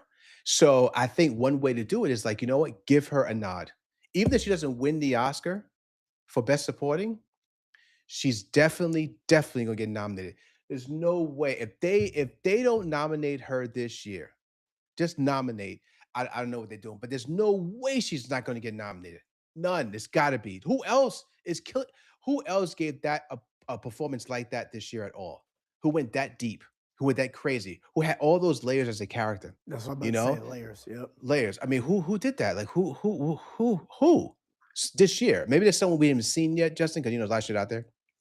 But right now, to Yeah, us, yeah, we still got some I don't know. movies coming up though. Yeah. Yes. So we do. Yeah. We do. All right, guys. So yes.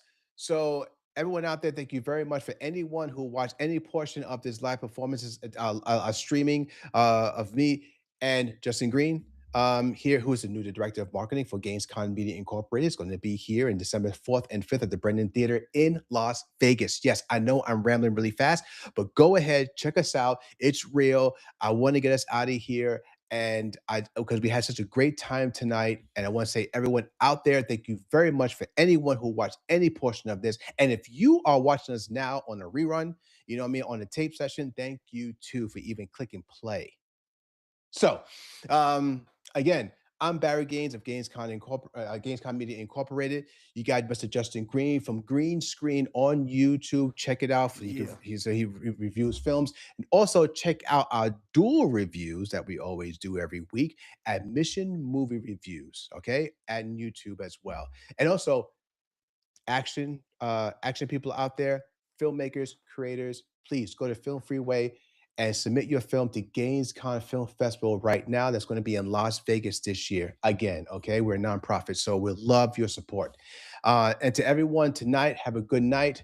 Thank you again for hanging out with us, and we'll see you on the next run. All right, Holla. peace. Do you